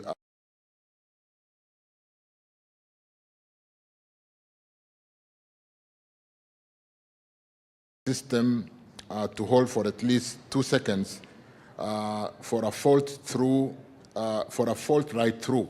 The fault can really be allowed to go through if the system was to hold for 2 seconds. But this reactive power reacted, and in less than 187 milliseconds, 140 milliseconds, the system shut down. So that really caused a challenge which cascaded down and ran us into that challenge and that problem. On the 11th of November 23, Kenya Transmission National Grid has installed interconnect generation capacity of, with an installed capacity generation of 2806 megawatts, with geothermal at that time 852, hydros 810, thermal 506, wind 426 megawatts, solar 212 megawatts. The national grid is interconnected with Uganda through a 132 kV double circuit line between Lesos and Tororo substation, and Ethiopia Electric Power through a 500 kV high voltage DC line linked at Suswa, linking Suswa. On that particular day, this is the second partial blackout, on the 11th November 2023, at 19 hours 57 minutes, the country experienced a partial outage of the electric power system. The system demand before the outage again was approximately 22,057 megawatts, distributed as shown on the table on the statement which I've signed and given to the House. Hydros 553, geothermal 800 megawatts, thermal 234, wind 334, imports 136, totaling 2057 megawatts. You will note again, honorable members, that that was way below the generation capacity of the country or the peak power that we have seen before. So it was nothing to do with the shortage of power generation. The power supply disturbance was triggered by a trip on an 80 megawatt and 90 megawatt transformers at Olkaria 2 and Olkaria 1 additional unit substations. Olkaria Naivasha 132 line, honorable members, also tripped at the same time. The cause was attributed to a failed chamfer cable at Olkaria 132 kilovolt substation. The substation was commissioned in 1992, and reconstruction work, in addition to upgrading of the generator, is due to commence this year. The loss of the 170 megawatts and Naivasha 132 kilovolts line resulted in increased power flow from Olkaria to Kibos 220 kV line and Suswa, Nairobi North 220 kV line. The shift in the power flows due to that caused an overload in one of the very weak links we have in the west of Kenya, Kisumu Moroni, which is the very reason why we are accelerating the construction of Narok Bomet. So Kisumu Moroni 132 kV line and the 200 megawatt transformers at Dandora 220 substation, Kisumu Moroni 132 line then tripped on an overload, further overloading the transformers at Dandora, which tripped. With the trip of these critical lines and cascade trip of Chuja, Naivasha, Kibos, Kisumu 132 to Moroni, the western part of the country was kind of isolated. It was islanded. And we then saw that partial challenge. This led to several imbalances in the system. When the system tried to balance itself, and in a very short time, that imbalance really, in terms of the cascading of the challenges, caused that challenge of partial outage. Like I said, this led to several imbalances in the system, leading to cascade trip of generators in Olkaria, Nairobi, Coast, loss of Ethiopia transmission, and Uganda imports. And the loss of generation led to that partial collapse of the system. However, Mount Kenya grid system was islanded with generators at Kamburu, the Cascade, and Gitaru, running and tied to the customers connected to this part of the grid.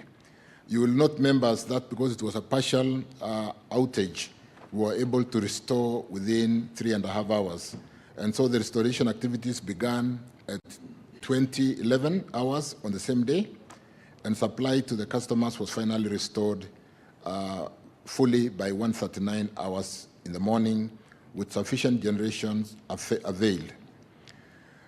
Members, honorable members, joint technical and operational teams in the energy sector have continuously reviewed such major disturbances with resultant improvements, recommendations, some of which have been implemented. These endeavors and efforts have continued to reduce the frequency and severity of system disturbance, especially those that would cascade and lead to nationwide grid collapse despite its vulnerability. System defense mechanisms such as effective under-frequency load shedding are some of the strategies we have employed today, and provision of emergency overload capacity for critical transmission lines have been employed and are working well. And what you will possibly notice for a while, we have not seen some of these systems. What I'm basically saying here, when there's an overload, we'd rather pull down some of the feeders or deload a network and not push power and overload the system. That would cascade and cause nationwide or the kind of partial blackout that we talked about. So what we do, Honorable Speaker, and you'll possibly notice this more in the area of Bomet because of Moroni Chemosit, when there is an overload in that line, because that line is built on a capacity of about 80 megawatts, 89 megawatts, and many times it would be carrying up to 120, 130 megawatts, Moroni Chemosit, down to Sotik, Kigathi, all the way to Awendo. Sometimes we have to deload the line by pulling some of the customers down so that we don't overload the country. And so some of the blackouts that you see sometimes is what we are calling here effective under-frequency load shedding, to manage the capacity of the system so that in a way we are islanding, we are isolating the problem to that small area by bringing it down and therefore sustaining the rest of the country. However, the proposed key projects are especially alternative transmission lines for evacuating power from key generation points which are pending poses major challenge in operating the network optimally. We have attached comprehensive list of recommended critical grid enhancement projects which are in various stages of implementation in the annex. Allow me, honorable members, at this point to point to the fact that whereas the energy sector in Kenya is almost fully unbundled, to the extent that the generation, the transmission, and the off-taker operate independently with their own balance sheet, with their own systems. Ketraco today is still supported on government balance sheet. And therefore, and we are working very quickly to employing the PPP framework to see how Ketraco, with the limited government resources, could be able to work through the PPP framework, attract private investors to build transmission system, remove the constraints on the overloaded circuits, and be able to forestall this challenge. So a number of circuits today are undergoing evaluation through the PPP framework, and so that KETRACO can leverage on private investment and be able to forestall some of these challenges. Some of the action the ministry is addressing the root cause of grid instability is formulating lasting solution in order to comprehensively address the weaknesses. One of them is what I just mentioned through the PPP framework. Further, the government, together with our development partners, are working on grid reinforcement plan to ensure the frequent blackouts experienced lately do not become a persistent matter. Government is committed, honorable members, Speaker, in having a reliable, sustainable, and resilient national grid system. And to an extent where, like I said, generation seems to be doing well. The off-taking through KPLC and what we are doing to strengthen their balance sheet, you've lately realized that we have allowed KPLC minority shareholders to participate in the structure of governance, corporate governance, by bringing in 4 independent directors to represent the interest of the 49.9% shares which are out through the Nairobi Stock Exchange. And the government side today is represented by 5 members. Those are some of the reforms which we are working through in Kenya Power to address governance issues, address the power losses from the current 22%, and we've given ourselves 16% in the next 3 years, address the issue of the balance sheet so that Kenya Power balance sheet can be strong enough to be able to go out there and do what they need to do for the country in assuring us of reliable, sustainable, resilient, and the national grid with respect to what I've said in the PPP framework, so that we do not have to only come to the House or to Parliament to look for resources to build the infrastructure nationally. It can be built by the private sector and leverage on the electrons that flow on that network, the way we toll our road highways. We should be able to toll the lines and be able to get return on investment on the PPP framework. Speaker, honorable members, thank you. Thank you, Honorable CS, for your very elaborate response to the question by Senator Chute. Now, honorable members, I have got 11 requests on my dashboard. I believe these requests are with regards to supplementary questions. As I allow you, I would like to direct that we will limit now they are becoming 12. We will limit the amount of time each member will take to ask the question. And I would like to direct you to be guided by Standing Order 51C7 on supplementary questions. I will not hesitate to rule you out of order in the event of non-compliance with that particular standing order. And for purposes of order, I will limit each member to 1 question within 2 minutes. Start with the Majority Leader, Senator Aaron. Thank you, Ms. Senator Chute, what's your point of order?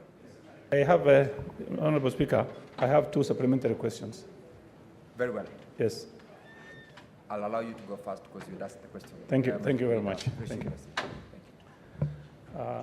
Honorable Speaker, I would want to take this opportunity to, first of all, thank the CS and the PS on behalf of the people of Marsabit. Honorable Speaker, we visited the CS's office some time back because of the problems we had of electricity in Marsabit. That problem has been solved through his efforts and the PS. I want to say thank you very much on behalf of our people. Honorable Speaker, the question that I've asked is who foots the bill? Who is going to pay the cost the business people incurred and the damages? That is my question. And also, the other question, Honorable Speaker, is KenGen is going to come to Marsabit very soon. And they have already started the public participation process. And the CS is aware that we had an issue with Electricana wind power, and the issue is still before the court.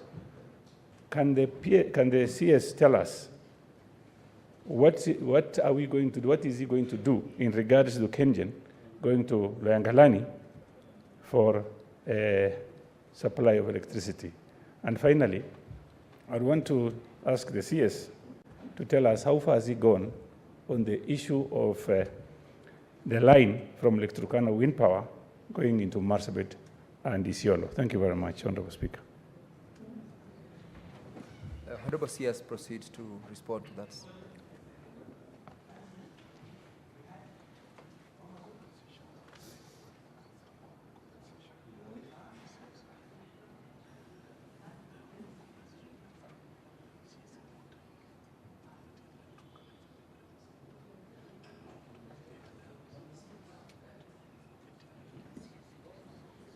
Honorable CS, we are waiting on you to check the microphone.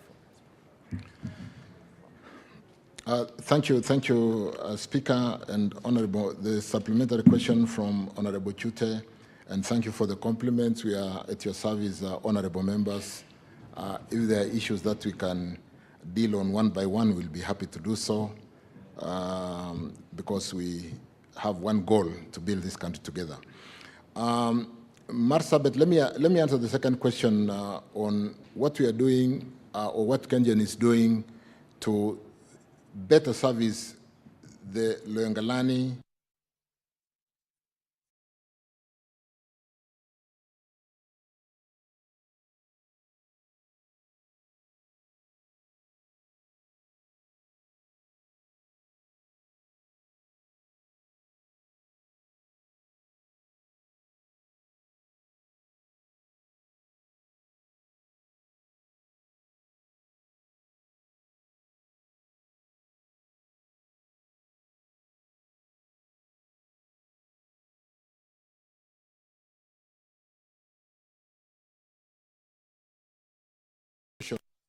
distribution of power, we recognize that we need to service these residents of this area.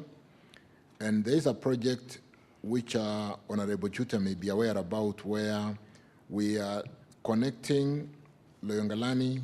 We are building a high voltage line from Loyangalani to Marsabit, and from Marsabit down to Isiolo.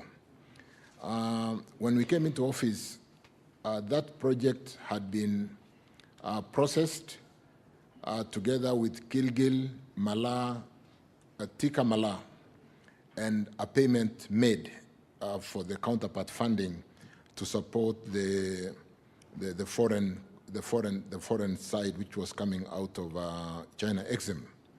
So a payment has been made. What we did immediately, because that payment was not enough, was to descope the two projects, the Loyangalani, Marsabit, Isiolo. We descoped it from Gilgil, Thika, Mala.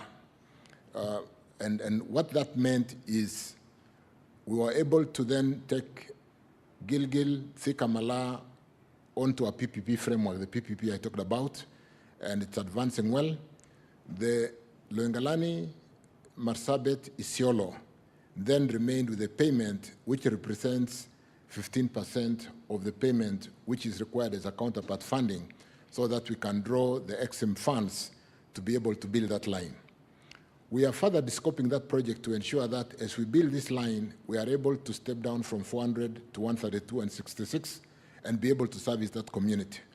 And as we go to Isiolo, we should be able also to step down from the 400 kV through that descoping and ensuring that we service the people of Isiolo, Marsabit, as the line comes down. That is an advanced stage. The descoping work is going on through China Exim. In principle, we are done on the Kenya part, and the payment has been made. So we should be seeing, as soon as we are done with our partners, China Exim and the contractor, the line or the contractor going to site, because payment has already been made on the counterpart Kenya portion.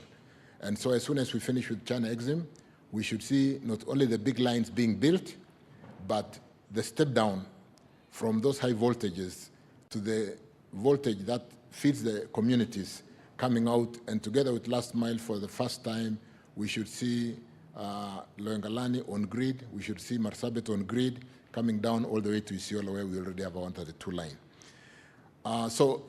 Honorable members, we basically would be happy to really see that region on grid. on account of the fact that Marsabit is very rich on wind resources, very rich on solar.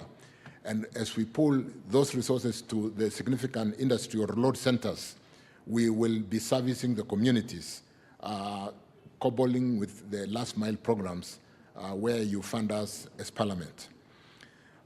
Regarding the first question on compensation, when we have a major blackout which impacts on the whole country, the point would be to establish the cause and be able to really apportion the blame. Why you had me reading up to the millisecond when the event occurred is to find out whether did the private investor power plant in Lake Turkana go out first and cause the problem, or was the problem caused by the Juja 220, which came in 100 milliseconds later? So that work is going on, but again, honorable members, when we have a blackout, it is so significant in terms of losses for the country. And like I said, when we have a company like Kenya Power where we are trying to restructure its balance sheet to be able, Kenya Power backstops all the IPPs in terms of the partial risk guarantees that supports power generation for Kenya. And unlike the banks, if one bank goes down, the other banks would be there. So we really need to take care of KPLC, even as we go today to from one market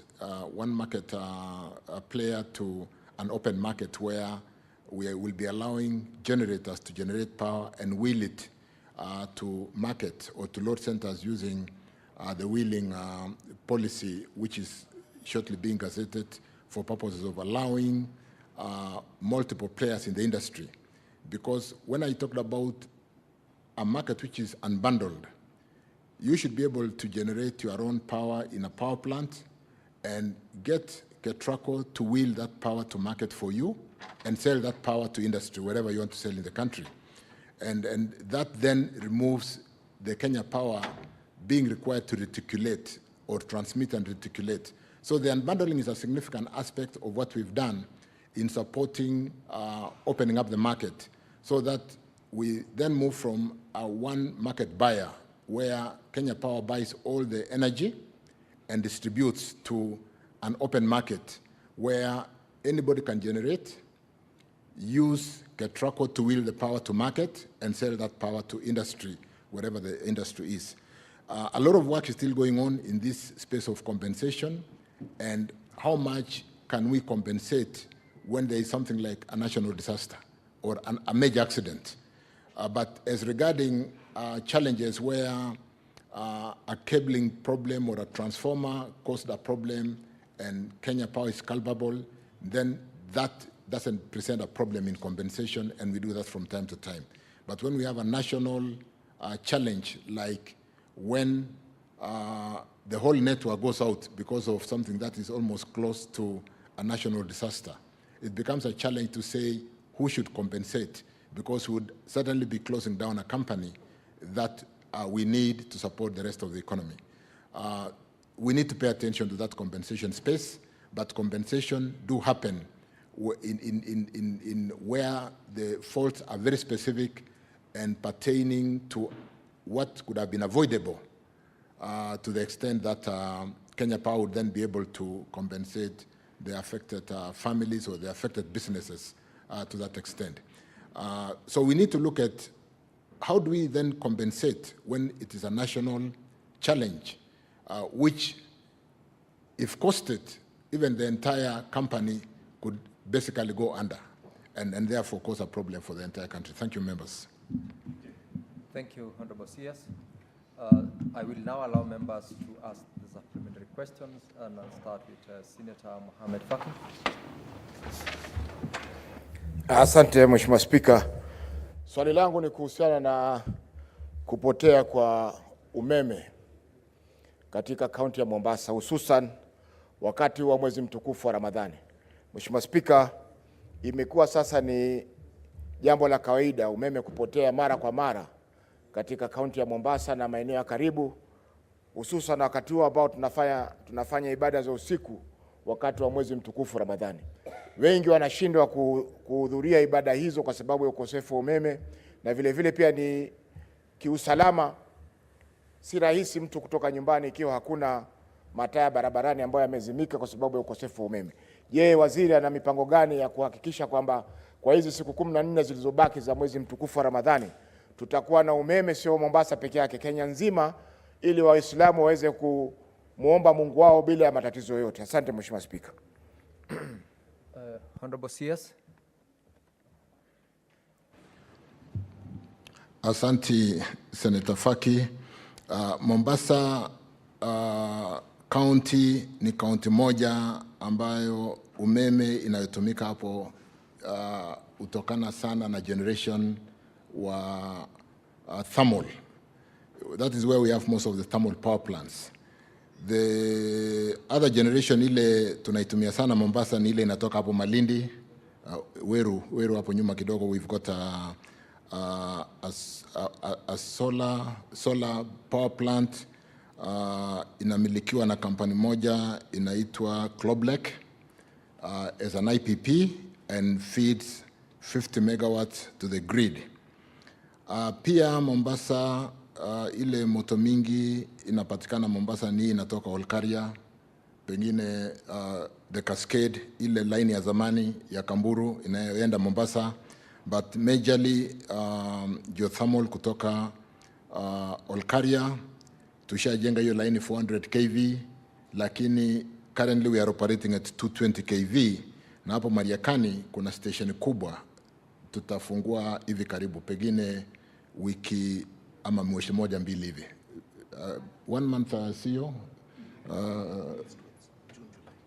July tutafungua hiyo station ya Mariakani. The challenge in Mombasa, honorable members, is the fact that most generation is happening out of Mombasa, and we are transporting power to Mombasa. And the only heavy generation, particularly coming out of Malindi, ni ile ya jua. Na unajua jua ikipotea kidogo inaanguka, ikirudi inaamuka. But what we are doing to the challenges of intermittence, we are trying to stabilize that power ili kwamba tuhakikishe kwamba Mombasa is well served. Mombasa is well served. Senator Abdul Haji, what's your point of order? Thank you. Thank you, Bwana. Asante sana Bwana Speaker. Waziri kidogo ananichanganya. Anaongea Kiswahili, mara anabadilisha wa Kizungu. So inakuwa ngumu kufuata maneno yake. Siachague moja akae kwa lugha moja, kwa line moja tafadhali. Asante Speaker. Honorable CS. Senator Haji is concerned. And I believe Nitachagua Kiswahili lakini wacha niseme kwanza kwa Kiingereza. So, honorable members, like I said, the challenge in Mombasa is the fact that most of the generation happens out of the region. We transport the power to Mombasa. What happens in Malindi, or the generation out of Weru in Malindi, the solar power plant, you know, most of the renewable plants like wind and solar are associated with intermittence. Intermittence is to say when there is wind, and wind is very good at night, you do very good generation. And when there is no wind, you have to have a replacement to take over and supply the energy, similar to solar. And whereas we support Mombasa majorly with diesel generation, we have built a line, 400 kV line, between Olkaria through to Isinya, Mariakani, and that will service Mombasa adequately with almost 100% renewable energy.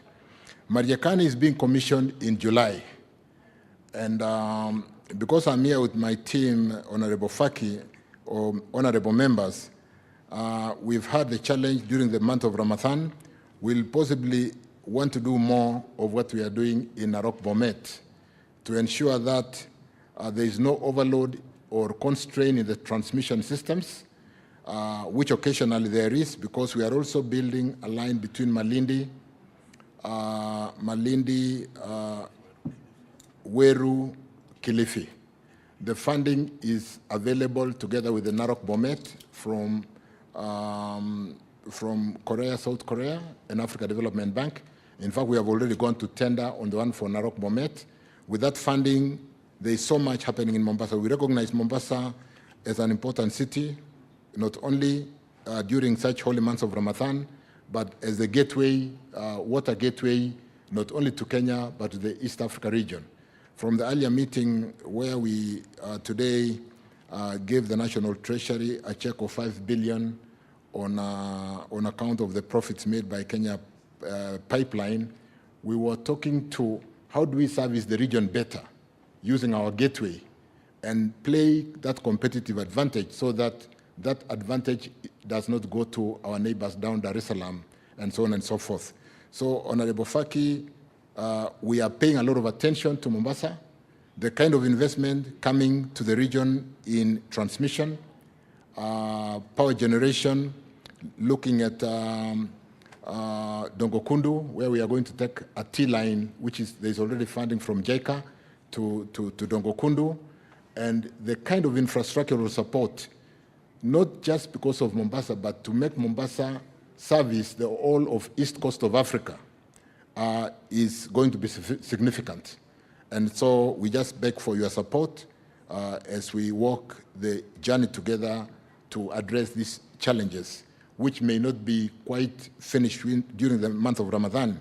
But I want to really beg on my colleagues to ensure that what we talk about in terms of managing the grid, so that we don't have those small outages, given the kind of temperatures and the lifestyle where every household needs air conditioning, and the discomfort during the month of Ramadan is addressed.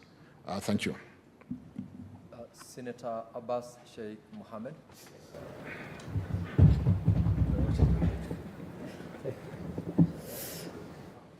Honorable Speaker, I wish to ask the CS.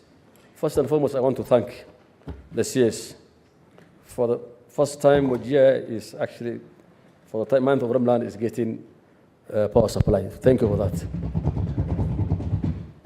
Having said that, Honorable CS, the municipality of Wajir Township actually is expanding, and the machines are getting very old, and it's emitting a lot of heavy emissions and fumes of, and this that is causing a lot of pollution. So I don't know what measures can be put in place, because that machine now, the station now is actually surrounded by settlements, and the pollution is just too high. I want you to at least do something if it can be done. To Honorable Speaker, Senator CS, there was a plan for 5 megawatts solar for Wajir. I don't know where that plan has gone. We are anxiously waiting for it. I want to know the situation. And what plan do you have for Wajir? Now that I can hear my colleague here, he's almost getting benefited from the wind power. So I think you should also divert this wind power to Wajir, because it's actually even shorter than taking it back to like Suswa and all this and Amor. So what is the plan for Wajir actually? So to be at the part of the national grid. Otherwise, as it is, the county is growing. We are already experiencing, upcoming of cottages. Abbas, you've asked your question. Honorable CS, if you could respond.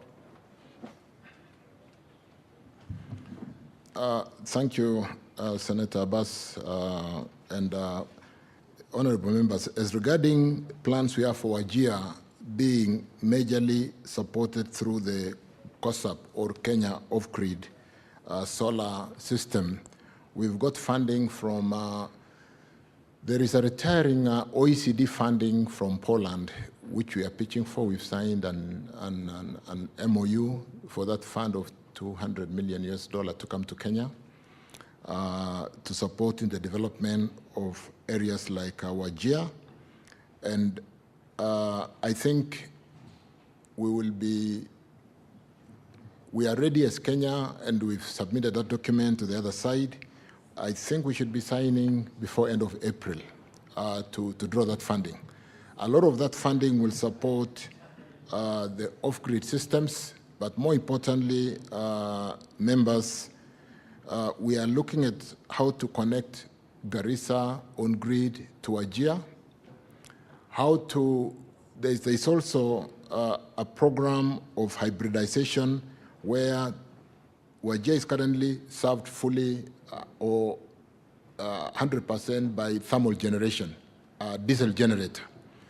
What we are doing is putting in a solar plant which can run during the day, and if there was intermittence, then the batteries will be there to support, and the diesel engine can only come on if the solar is challenged when the batteries are not running enough. We did a similar project we are doing similar projects in 7 counties. One which we have commissioned, and the president participated in the commissioning, is Wasini in Lungalunga, where we have the solar plant, and if the solar is not there, the batteries can run for 3 days, and if the batteries went down, only then the diesel engine comes on.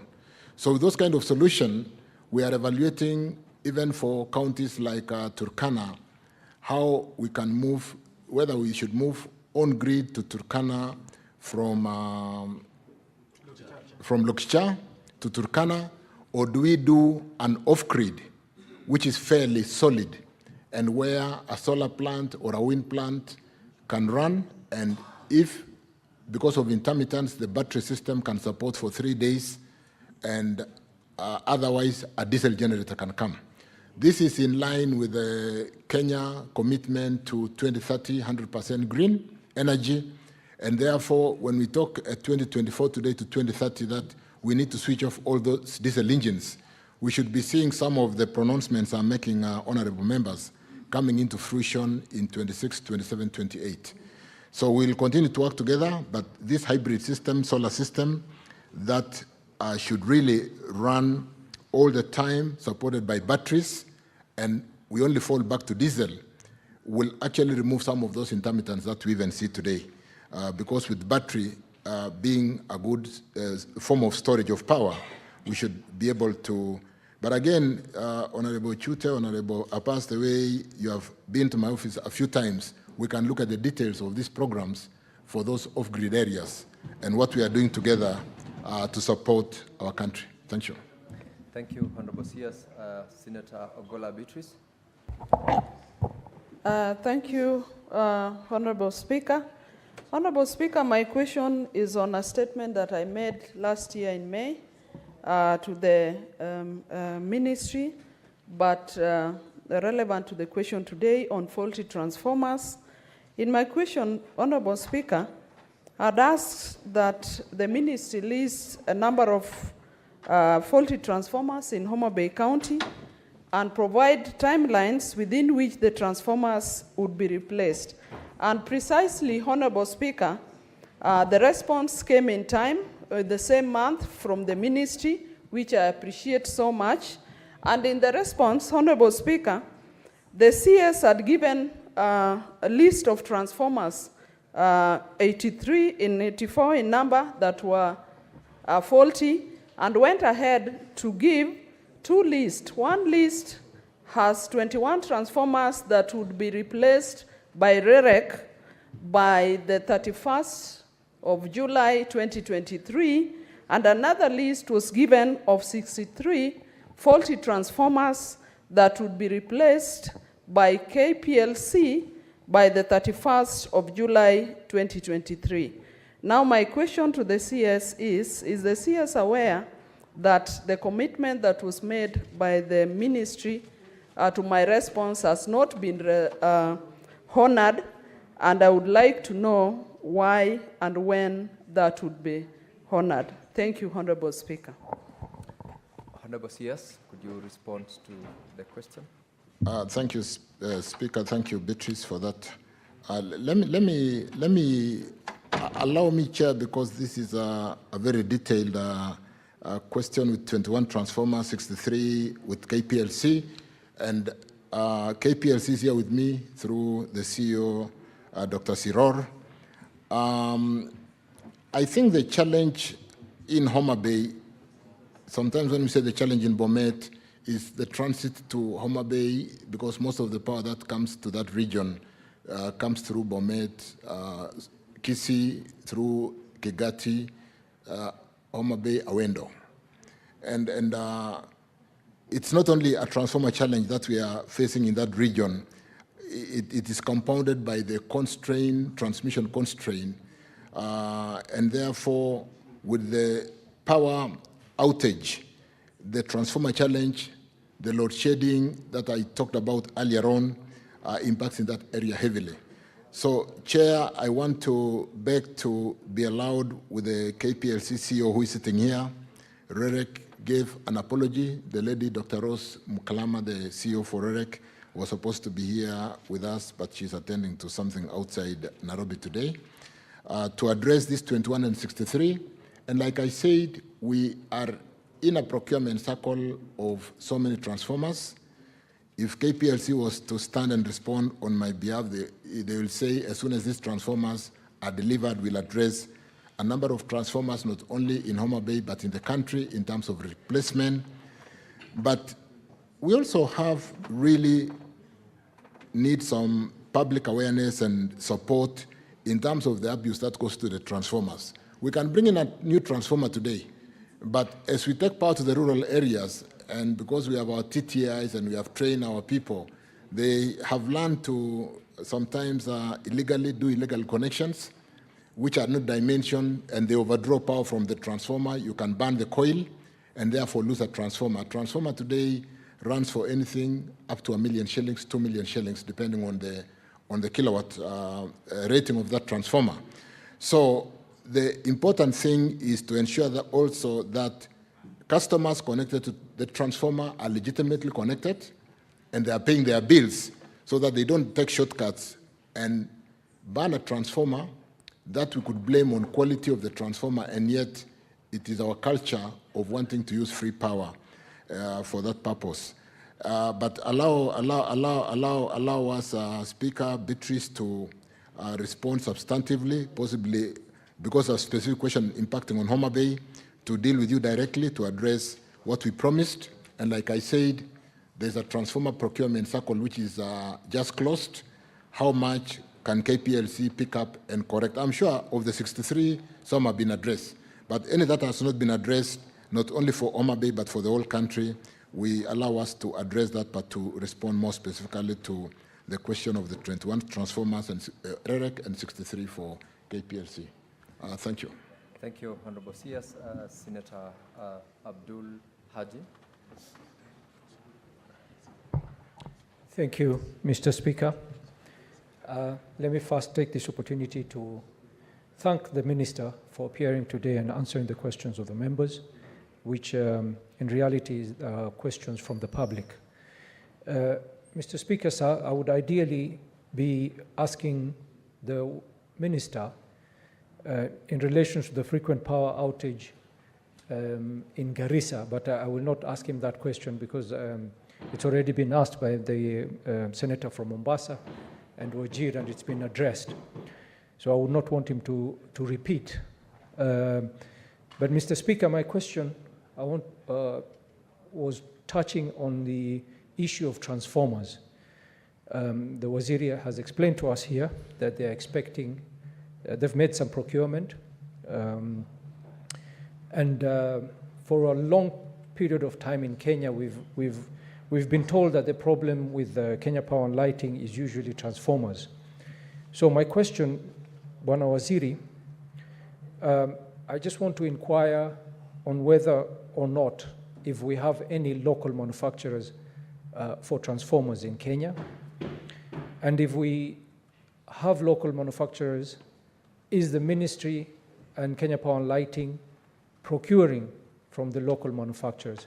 If we don't have any local manufacturers for transformers, what is the Ministry doing to talk to local investors, to give them incentives to set up manufacturing plants for transformers, so that we can stop relying on brokers and agents of foreign transformer manufacturers who bring us substandard products from time to time? Thank you, Mr. Speaker, sir.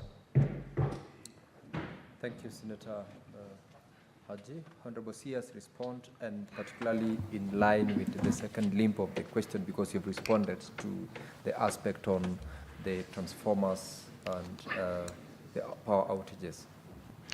Thank you again, Speaker. Thank you, Senator Haji. And we'll do our best during this holy month of Ramadan to sustain those areas because of the kind of lifestyle during the month of Ramadan, to make sure that people are comfortable, the air conditioning in our homes are working, and so on and so forth. And like I said, again, I'm here with the CEO for Kenya Power.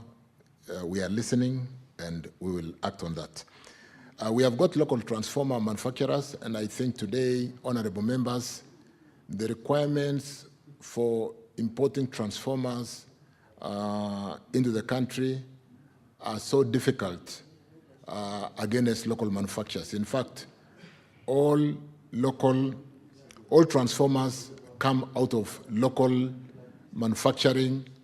I don't know how much local it is in terms of assembly and manufacturing, because transformer would be a coiling. We may not manufacture copper. So the question of how much is raw materials manufactured and how much is assembly. But the point today is all transformers that come into the Kenyan market are locally manufactured, particularly up to a certain kilowatt rating. The big ones that we may not have capacity come from outside, and we are building capacity for the local industry to be able to do that. We've got a very stringent inspection and certification process, and Kenya Power do work with the local manufactured transformer companies to ensure that we support them in this endeavor and therefore localize, create jobs for our industry. But the point, Mheshimiwa, is it would be difficult. Of 100 new transformers coming into the Kenya market, you may not get 5 imported transformers. It is basically locally manufactured. Thank you. Thank you, Honorable CS. Senator Aaron Turiat. Thank you, Mr. Speaker. Mr. Speaker, first I want to congratulate the Minister and his team for a job well done in first responding to questions that have been raised by members, and also the leadership that they are providing to the ministry, listening to the answers. Mr. Speaker, if the Minister can commit and assure us that the plans as he has laid out this afternoon before the House will be delivered, then we're in a good place, and I want to appreciate what they are doing as a team at the ministry. I have one question, Mr. Speaker. When the Minister was responding, Speaker, he mentioned the desire by GOK to move to 100% green energy by 2030 and the plans that entails. I am aware, Mr. Speaker, because previously in my life in this House, I served as a member of the Energy Committee, Mr. Speaker, that there are many people that you can call entrepreneurs, for lack of a better word, who are still holding around, either in Kenya or in the famous capitals of the world, exploration licenses for geothermal, which can help us as a country to access those sites, Mr. Speaker, and be able to bring on shore cheap and affordable power, as opposed to the old generated power, some of which he has mentioned, like the diesel power. When is his ministry going to take decisions against such business people so that we are able to enjoy cheaper power? Because that was a key promise that this administration made to the people of Kenya, yet that is yet to be fulfilled, Mr. Speaker. Finally, Speaker, and this is of interest to you, so even if you want to throw me out, it is your people of Bomet who will benefit just like my people, and that's not a bribe to you. Can the Minister confirm to the House when will they commence the construction of this Narok-Bomet line that will affect all of us that are in the western part of the country, to stop this quasi-lead shedding that we continue to see each and every other day? The President made a pronouncement recently in his tour of Bomet, but we want to know when will works commence. I thank you, Mr. Speaker. Honorable CS. respond to the two questions. Ordinarily, you ought to have asked one supplementary question, but I exercise the discretion understanding order number one. So, Honorable CS, proceed to respond to the two questions by the Majority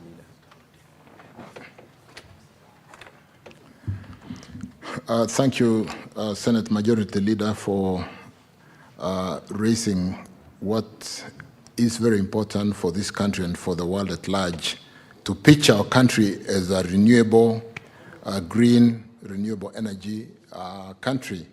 There will shortly be premium on green, green steel, green everything in terms of manufacturing, because it supports and addresses the challenges which mitigation on climate change would otherwise be so expensive. Like what we've seen in the very regular rainfall patterns, the temperatures that we feel today, when it should be sometimes the coldest time of the year, it's very warm, and causing really difficult patterns on even how we do our farming.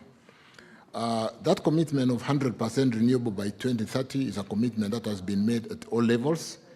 And Speaker, honorable members, as you are aware, we are today 93% in terms of energy mix, renewable. And the 7% is basically the power that we get out of heavy fuel for picking. We don't have a coal plant. We don't have any fossil fuel except for picking in the evening when there is a certain surge of power demand, when industry is working and we light our homes in the evening. And that is only for 4 hours. But the rest of the hours in the day, we run renewable, except for what I said, we need to expire some of the diesel generations in the coast region. But like I said, like has been mentioned by Senator Chirchir, the expiring PPAs on the diesel generators are not being renewed. I think we made that commitment, and for every expiry of a PPA, and they are all coming to an end, we are coming in with renewable energy. We've just been pushing to commission some 70 megawatts out of MATIANG'I sometimes next year, another 58 megawatts out of wellhead generation from Olkaria. And therefore, our work towards achieving 100%, albeit with the challenges, we're going to walk that journey. Senator Kay and Senator Faki. Senator Kamau, if you must consult, please consult in low tones for the CS to be heard in silence. Honorable members, the Kenya Kwanza plan does recognize in one powerful statement that we are going to accelerate the geothermal development in Kenya, which is one of our very, very good baseloads. And what we are doing to that end, today we have very significant programs in Suswa to open up Suswa and generate geothermal power out of Suswa. We have about 80 megawatts out of Paka. Paka, honorable members, is in Tiati, and we are going to accelerate building a line from Lesuk to Lesos to pull out that power and generate out of that area. We are working at Paka to open up that area. We've drilled the first well. It is heating up. So there's so much activity in the geothermal development to basically support us, because geothermal is a very good baseload in terms of generating all the time and availability. We gave concessions, like the Majority Leader did mention, to some of the private developers. And concession comes with work programs. We are reviewing those work programs which have been attached to the concessions which were given to those private sector players. And if they are not meeting the work programs as signed in the concession, we should be able to have those fields, those geothermal fields, revert back to government. But we are working very closely to ensure that we do achieve that target of 100% renewable. As regarding Narok Bomet, I just whispered and confirmed from Dr. Mativo, the CEO for Ketraco, that we have already gone to tender. You may not have seen in the papers, but a limited, a number of vendors or restricted tenders of 6 companies were approved, were given advance approval by Africa Development Bank, and the 6 bidders are currently responding to those bids. It's closing in another 2-3 weeks. We will award, and instead of building that line in the traditional 24 months, we're going to build it in 12 months. I'm told we have a commitment to deliver that line by 1st of June 2025. So we are working around the clock to make sure that happens. In the meantime, to address that challenge, honorable members, there was a contractor who went bust, who was doing a line from Sondu, Homa Bay, Awendo. We have brought in another contractor who is on site today to basically take power to Awendo through Homa Bay and deload the Chemosid route. We are also, like I said, addressing the load shedding through managing the overloads to ensure that we don't have that challenge. Dr. Siror are doing a bay out of Lesos to take power straight to Moroni so that we don't go through Kibos in Kisumu to again deload Kisumu, Moroni. So there's a lot that we are doing to reduce the challenge in Bomet, Kericho, Kisii, Awendo, so that we don't see the kind of load shedding. Load shedding is not a solution.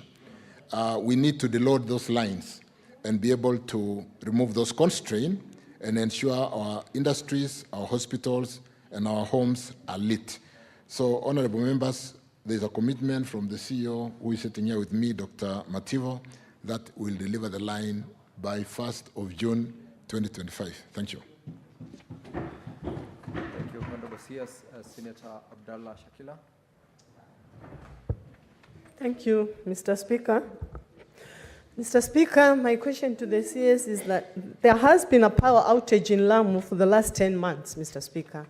This is due to the pylon which was attacked, and it has causing a lot of economic losses. Our health facilities are affected, our dialysis machines are damaged, and many other machines.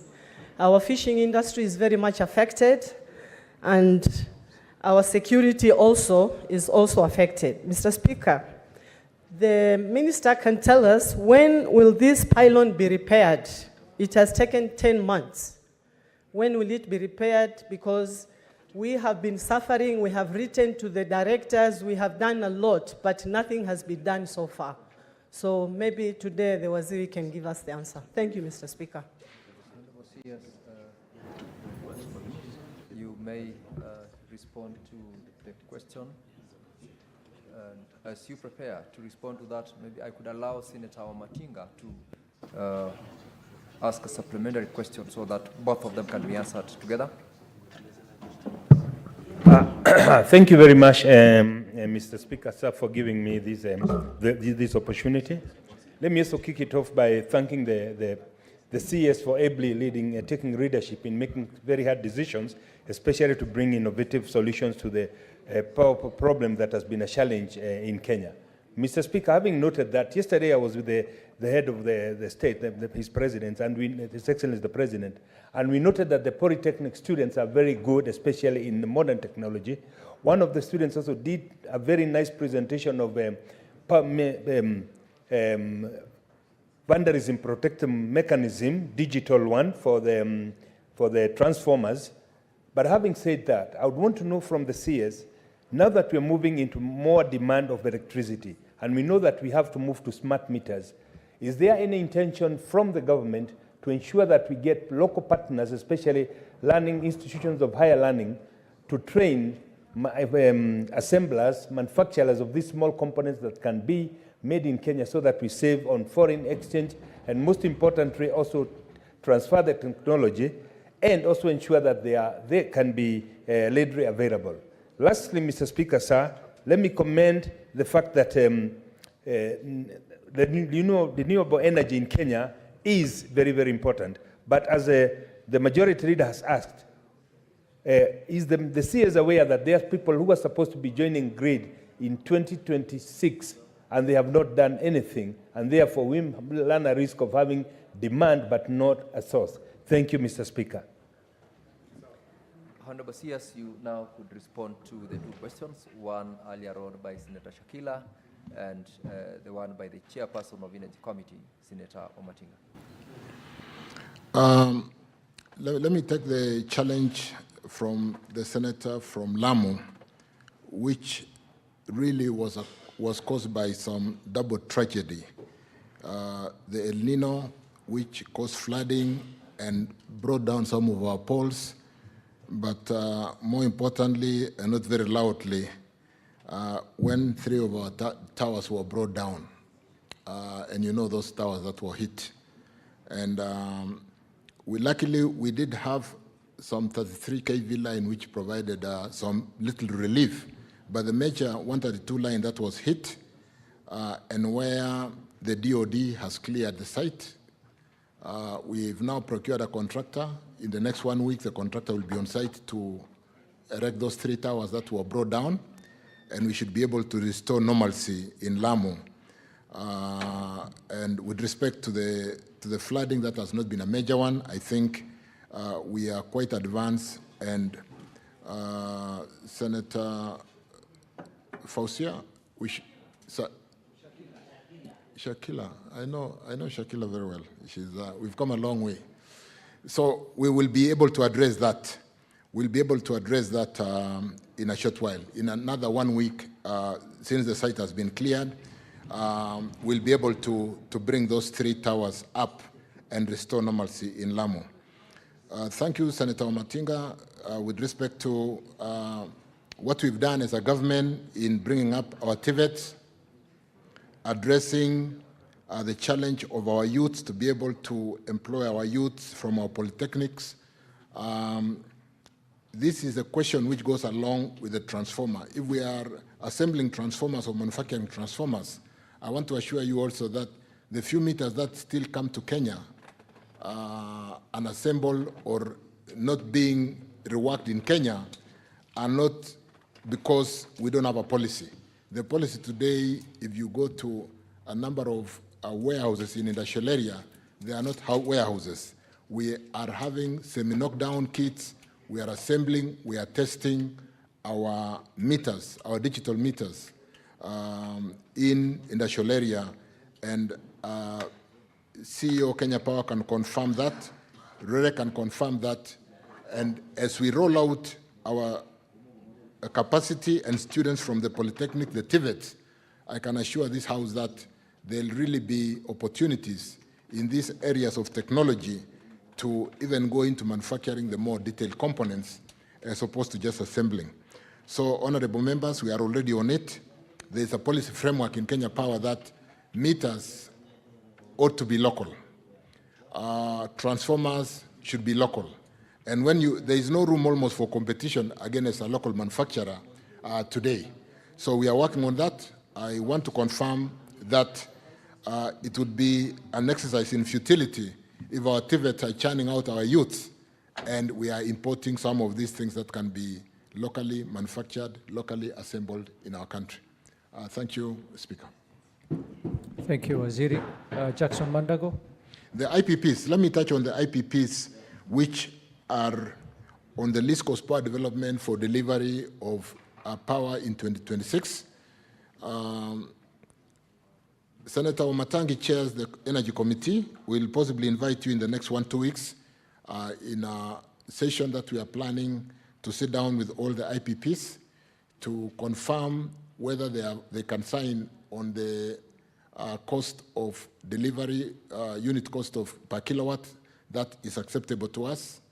The delivery, the COD, what we call the date of commissioning or commercial operation date of 2026, because the way we run the LCPD, Least Cost Power Development Plan members, is we match demand with supply. We don't generate what we don't need. And then therefore, it's a chicken and the egg question. Do you develop power when there's no demand, or do you generate demand and then you develop power? In which case, the industry may not be willing to wait for you to spend 3 years to build a power plant if they are ready to invest. So it sometimes can be an impediment to developing industry. So what we'll be doing, my chair, in a short while, is calling all the IPPs who have been scheduled to deliver in 2024, 25, 26, and 27. That is the tariff period that has been provided by EPRA in the current tariffs that are levied by Kenya Power, to confirm that they will all fulfill their CODs. And if they can't meet their CODs, there are other generators outside 26 or 27 who are willing to come in and be able to support us to ensure that the demand is not suppressed because we are not able to supply the energy or the power in good time. Thank you, honorable members. Thank you, Waziri. Senator Mandago.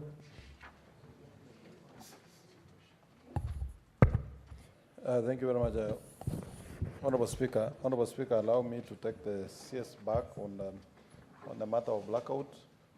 What was the reason that there was blackout in the better part of Monday in Nairobi, to the extent to the operations of Nairobi Funeral Home and Bagathi Hospital, Honorable Speaker, didn't have power?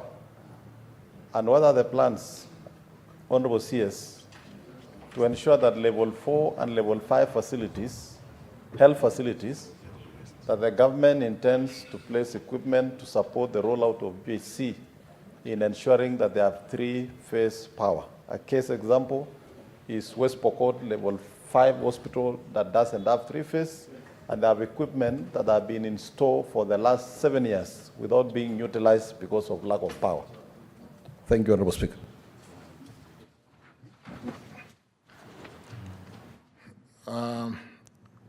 Today is Wednesday. I think Monday is the day when some of us did not get home because everywhere was flooded because of the heavy rains. And we had a circuit breaker going off in our Nairobi West substation, which was restored very quickly, and power resumed. When there were the kind of floodings which even blocked expressway, honorable members, it is something that, but again, like I've said before, we are paying attention to ensure that we reduce or we eradicate the blackouts completely, which are caused by events which are avoidable. And then we are going to pay attention to that. As regarding our public institutions which are not on power or not on 3-phase, we've made a commitment that there's absolutely no reason why we are 75%, 77% access on power. That basically means power is within reach. And yet, public institutions, schools, high schools, primary schools, dispensaries and hospitals are not on power. So what we've done in the budget that we currently are rolling out and working with members of parliament, and a number of you have come with the members of parliament for your areas to my office as a county group, is to prioritize all the public institutions and ensure that they are on power. Where there is need for 3-phase, there's got to be, and 3-phase within access. In terms of the grid, we need to provide that power, and we have that commitment. There's absolutely, you know, primary schools are center of habitation. Schools are not in isolated areas. And therefore, when we provide a transformer to serve a school, the communities around the schools through maximization are serviced. And if we do the adjacent school, the pockets that are out of 600 meters because of the resistance of the lines and the fact that we don't want to have too much power losses because of very long cables, can then be patched with transformers and provide 100% connectivity to the country. We are working hard to see whether through the funding coming through Parliament, the support coming through Parliament, the support coming through our development partners, we can accelerate connectivity in Kenya and come close to 100% by the year 2030. The same year we are saying we need to be 100% renewable. So some of those programs where you are pushing the CS to do, you will come to my office today and find that the programs you decide to be done are already on our programs, because that is the job you have given us to do. So we are working, Honorable Senator Mandago, to ensure that all public institutions, not just that one hospital in West Pokot, are on power. Because medicine like insulin in an hospital, how do you preserve medicines in an hospital if there is no power? So as a priority, before we go to our villages, there is no reason why any public institution today in Kenya is not on power to be able to support the livelihoods of the people around that region. So we have that commitment and we are working on that. Thank you, Speaker. Thank you, members. Thank you, Waziri. Senator Oginga Oburu. Thank you, Waziri, for energy. Now, I just want to ask one question concerning my county, Siaya. Bwana Minister, we have a plant, a rice plant, between Busia and Siaya, but the plant is within Siaya County. This plant is a new plant. It has been constructed and completed, and the farmers have a lot of rice which have just been harvested. The paddy is dry, and it is thousands and thousands of bags. I went there, Mr. Speaker, and I witnessed the way the desperation of the farmers, because they don't have, the mill cannot be opened, and yet it is complete, and the farmers now risk either losing that crop or taking it to Uganda for milling, which is very expensive. And the reason why the plant cannot be commissioned is because of three-phase. The power is already there, but it needs to be upgraded to three-phase. And I'm pleading with the minister to take some action to make sure that this plant, at least they upgrade it from phase 1 to phase 3, so that the farmers can benefit. Mr. Speaker, there is also the industrial park within the same area in Siaya, just adjacent to Siaya town, which was commissioned by CS Kuria some few months ago. It is also completely dysfunctional because of upgrading the power from phase 1 to phase 3. So these are the two big projects in Siaya, and the only ones, Mr. Speaker. I hope that the minister is going to take note and take some action to ensure that these projects start functioning. Thank you, Mr. Speaker. Thank you, Senator. Waziri, we are going to take two more questions because of time, and then maybe you can answer all the three, and we see if we can cover more ground. Senator Samson Cherargei, and then followed by Senator Nderitu John Kinyo. Thank you, Mr. Speaker, sir. And I want to thank Cabinet Secretary for Energy, Mheshimiwa Chirchir, for always working in silence and doing wonders. He's one of the CSS that normally works in silence, but is very effective and efficient. Mr. Speaker, mine are just brief question. Waziri, could it be the reason of faulty transformers that is causing regular power outage? Makiu, I was in, over the weekend, I was in Chirchir Township, Waziri, and in that township, they can lose up to 2 days without electricity.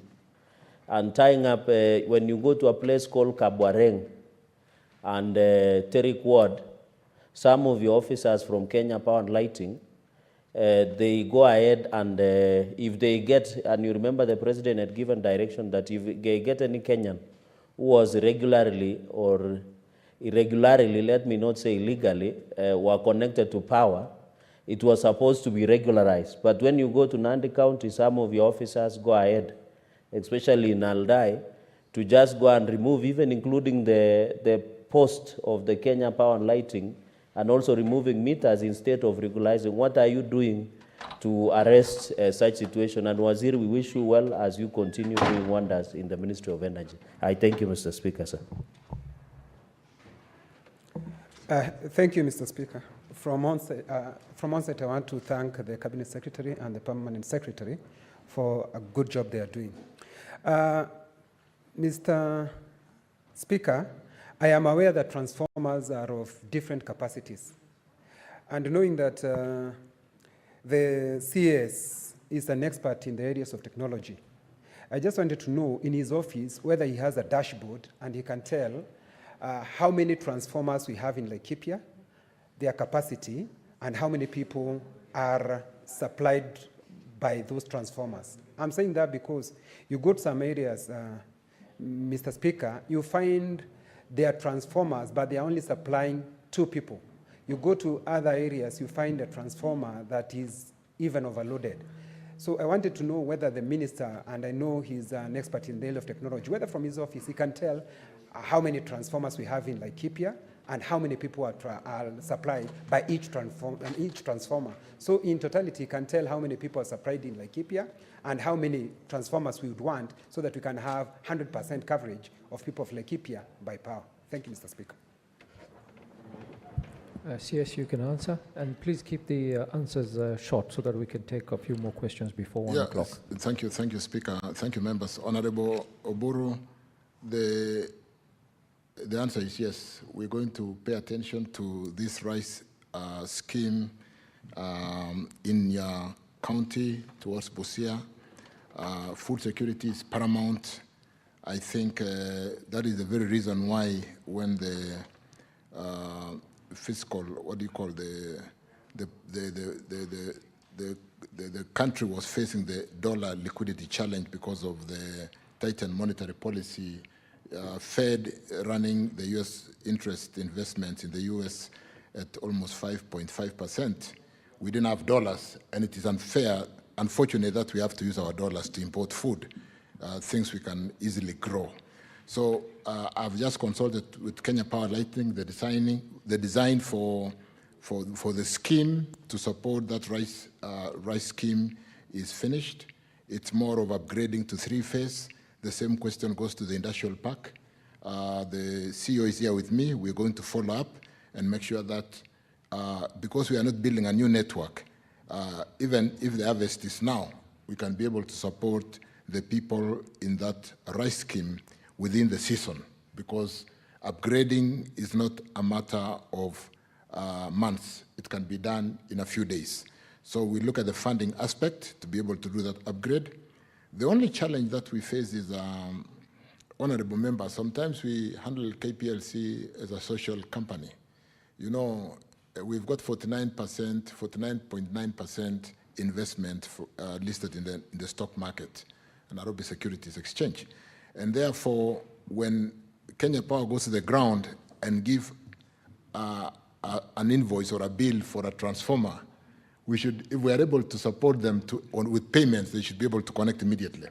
But in terms of extending the network to the area, that is our responsibility because it's commercial. They'll get revenue by pulling the network to where the business is so that they can sell more power. So, Mheshimiwa Oburu, we will follow up that. I'm here with Dr. Siror and possibly even give you an individual call to make sure that that has been done. Senator Chirchir, really, this transformer challenge is a big challenge for us, and we need a lot of support. During the days when there were no meters and schemes have been built by REREC and there's been no meter, there was no meter because of the challenge of the legal issues of meter procurements, which the country faces sometimes. Clients sometimes learn to, or they were connected irregularly to consume power without a meter. I'm sure you are aware that sometimes we've tried to connect meters and our officers have not been allowed to go in to connect meters, because if you can consume it for free, why do you want to allow somebody to come and put in a meter? And so sometimes it forces us to disconnect power at the transformer to allow, to encourage them to allow us to go in and address, because otherwise we close down Kenya Power if they have to pay the generators and yet they have not collected the revenue. So that's one challenge we've had. It is more prevalent in some counties. I don't want to name which ones. We even have situations where illegal networks have been built and they pose risk. Sometimes poles which you find have fallen out in a particular area it's not a network of Kenya Power. And that's why you see us coming and cutting down a pole. You would ask yourself, is Kenya Power out of their mind to be pulling down a pole?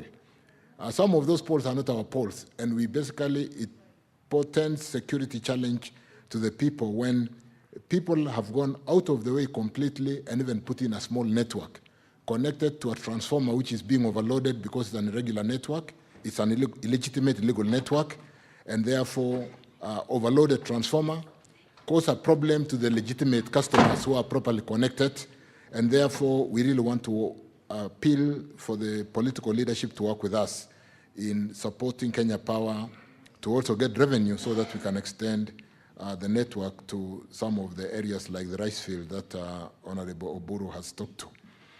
The dashboard, but again, we'll follow up Honorable Cherargei. We have had Cap Cherop, Cap Wareng, and Terik. We will follow up and pay attention to those areas you mentioned. And if there are others that you want us to follow up on, we'll be happy to do that. With respect to Mheshimiwa Kenywa, Senator, we have a dashboard, but you can imagine if it was in the Cabinet Secretary's office, the dashboard for Kenya Power, the dashboard for KenGen, the dashboard. We have serious dashboards. I would like to encourage Honorable MATIANG'I to invite some of the honorable members to come to our National Control Center. We have a dashboard and we see the whole country in one room.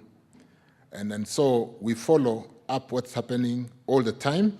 And when we see a bit of an overload, we are able to pull down to ensure that the network doesn't go down because of an overload. What we call managing that reactive situation where there's an overload. And therefore, with respect to, then why do we have transformers which are connecting one person? And the point is, yes, we have a transformer for 25 kVA, 50 kVA, and when customers apply for power, we do provide, depending on the funding scheme, a transformer, not necessarily which would serve one person, but a transformer that can serve that local community and do maximization. We currently are doing a very heavy maximization program with some funding from EIB, European Investment Bank, EU, European Union, and Africa, is that Africa Development Bank or the French Bank? AFD. And we have another AFD3. The first one is 22 billion. We have another 15 billion on OFD3, which is currently being rolled out, and a lot of them are on maximization. So where you see one person, 2 person, 10 persons being connected, if that transformer can service 70 people, 80 people, 100 persons, we have done surveys. Some of the plants have been finished, and we are working very closely with the members of parliament to maximize. A lot of this money I've just spoken to are going to maximization, and therefore more utilization of that asset that currently is not sweating because it is serving a few people when it should be serving a larger number or maximized to that extent. In fact, the last mile is becoming more easy in the highly populated areas because we're just doing maximization. Of course, the last mile is more difficult where we have reached today as we service the more difficult areas where the land mass is huge, like Wajir, Isiolo, Marsabit, and so on and so forth. But we are committed on the last mile and maximization. In fact, Honorable Kenywa should come over to my office for a cup of tea, and we can look at how Laikipia is coming up. Asanteni, thank you so much. Thank you, Waziri. I think we can squeeze 2 more questions. One from Sheikh Omar, Mariam, and I wanted to give the ladies, Gloria, I thought you had requested. Okay, and then we give Gloria also. Let's be fair to the ladies. And ask the questions very quickly, please. Thank you, Mr. Speaker, for giving me this opportunity, for your kind. Mr. Speaker, I don't know if this question was asked by my colleague from Northern Kenya, but I want to hear from the CS. And during El Nino, Mandera, the road which connects to Mandera was washed away. Mr. Speaker, that showed that by then in El Nino, Mandera is on blackout for almost a month because of there is no, we cannot ferry fuel from here to Mandera because of El Nino. My question is to the CS, why are we still using generator? Secondly, why are we not benefiting national grid? Thank you. Thank you, Speaker. My question is to the CS. We've seen a lot of deaths happening with the KPLC staff members who are on site, and then we've seen so many photos that are always circulated. I wanted to ask, is there an investigation that has been launched as to why there are suddenly so many, and what kind of compensation is given to those kind of employees? Thank you. Thank you. I think I'll use Standing Order 34-2A to extend, because there's too much. Bwana CS, you seem to be very popular today. Everybody wants to ask you a question. So we shall extend our time to by another 15 minutes so that we can get all the members to ask. Can we get CS? You can answer. This is Mandera, Honorable Speaker, Honorable members. With respect to the, we really empathize with the situation that obtained in Mandera during the El Nino, because there was breakdown of communication. There was no access. The fuel that would normally hold there for 30 days ran down to 5 days, to 0 days, and to complete outage. And that was a situation that taught us a lesson that in the more difficult areas, we need to hold more fuel for those diesel generators. But more importantly, you would have noticed, Senator, that on the road were fuel tankers trying to access and salvage the situation, but the road network, the whole communication breakdown was a challenge. We are working, Kenya Power is working with Ethiopia. We have an arrangement where, like in most of the border towns, if there is a grid from the Ethiopia side, or when there is a grid from Kenya, we service the Uganda side, or they service us. And so we are working with Ethiopia because there is a point in Ethiopia not very far up there from Mandera where we can get down the grid to Mandera town. And so rather than build the grid either from Wajir to Mandera or from,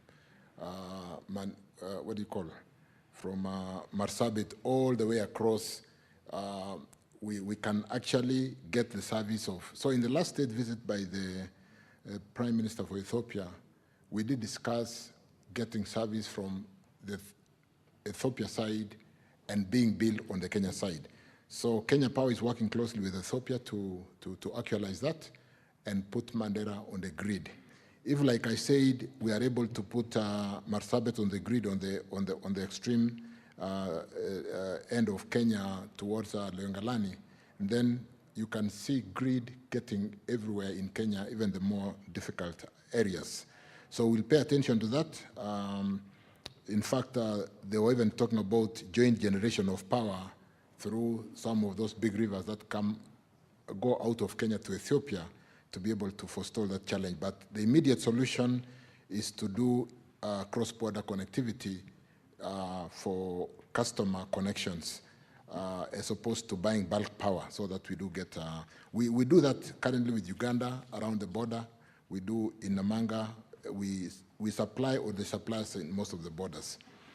But more importantly, I think the solution is, if we can then not do the grid because the grid is expensive, then you can imagine if we had a hybrid system which has got both solar and battery, we would be able to get the solar energy during the day, store them in the battery, and use it at night. And when the generators are there, and if there was no fuel, we would have mitigated that challenge, not to be at the level of desperation that we saw over that time. With respect to Gloria and the question of the deaths, it's unfortunate, accidents happen, but sometimes some accidents are highlighted more than others. I know we have had recently 2 deaths, one in Trans Nzoia and one in Thika, on working on power lines. We try to follow the best practices of safety because of the challenges of working on very high voltage lines. And you can see a situation where when we do announce that we are doing a maintenance in an area, we switch off the whole area. And even if an emergency happened, you don't just switch off on the power because people could be on the poles and you can hurt people. I've just asked Kenya Power CEO quietly while you're asking the question, what are we doing about it? We paying more attention to health, safety, and environmental issues as we work on these very high-risk areas to ensure that we do not hurt our staff. When such incidences do happen, I think there are good insurance covers, but insurance doesn't bring back life. So we need to pay attention to safety and ensure that our staff are safe in wherever they work, however dangerous it may be. Thank you, honorable members. Thank you, Bwana CS. Let's take the final 4 questions. In this order, Senator James Murango, Senator Seki, Senator Murgo, and we finish with Senator Chute. Very briefly, please. Asante, Mstahiki Spika. Kwanza nishukuru waziri pamoja na katibu wako wa kudumu Alex kwa kazi nzuri ambayo mnafanya. Ni kweli tunaona yanayofanyika kule mashinani bila kelele mingi. Mimi ningetaka tu kukumbusha kwamba pia kuna taarifa ambayo nilikuwa nimeitisha hapo awali kuhusu stima ambayo ilikuwa inawekwa sehemu ya Gichogo mahali kunaitwa Getemani na imekaa kwa muda mrefu. Kuna wananchi kama 700 hivi ambao wanafaa kufaidika. Vikingi vimewekwa. Ningeomba tu kama mnaweza iangalia iweze kufanyika kwa haraka kidogo ili tuone kama tutaweza kusaidia wakazi. Na mwisho kabisa ningetaka pia kuhimiza kama mnapanga mikakati ya kuweka nguvu ambazo zinatumia miale ya jua, sola, sana sana katika zile sehemu kulima inafanyika kama Tana River ambao wanatumia nguvu za stima kutumia ili kupiga maji katika mashamba ambayo yanalimwa pande ile, kwa sababu inaweza punguza gharama kwa wakulima ili waweze pia kupata pesa mfukoni kama venye serikali yetu hii imepanga kufanya. Asante sana, Mr. Speaker. Thank you, Honorable Speaker. Let me also take my time also to ask a question to the Honorable CS. Honorable CS, you understand that Kajiado County has quite a number of national grid lines, Kentraco, KenGL, GDC, Kipeto Energy, which has quite a number of institutions that are holding the national grid.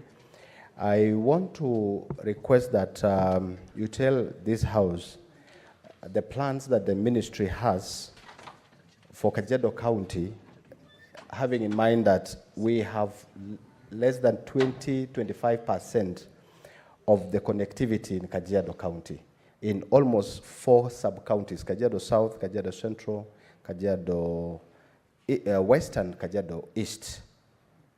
So I think it's good that you tell us the plans that you have for that county, because I think we are the lowest in the connectivity in the entire country, yet we have a number of national grids lines that are going through Kajiado County. Thank you very much, Honorable Speaker.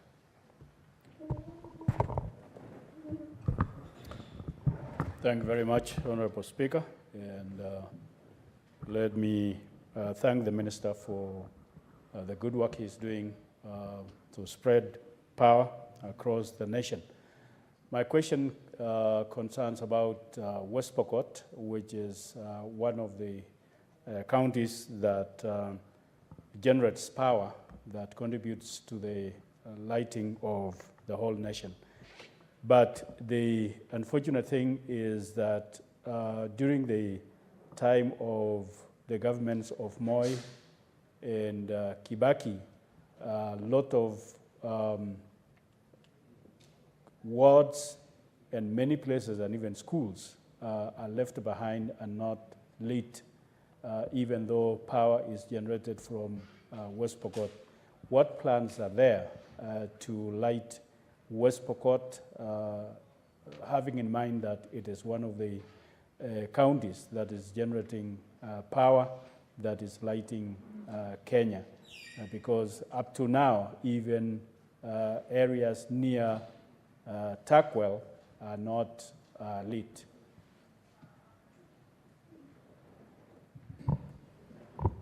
Thank you very much, Honorable Speaker. I thought there's a question I asked earlier about Kengen going into Loyangalani.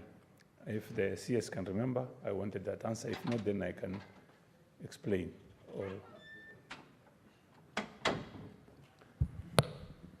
CS, you can proceed.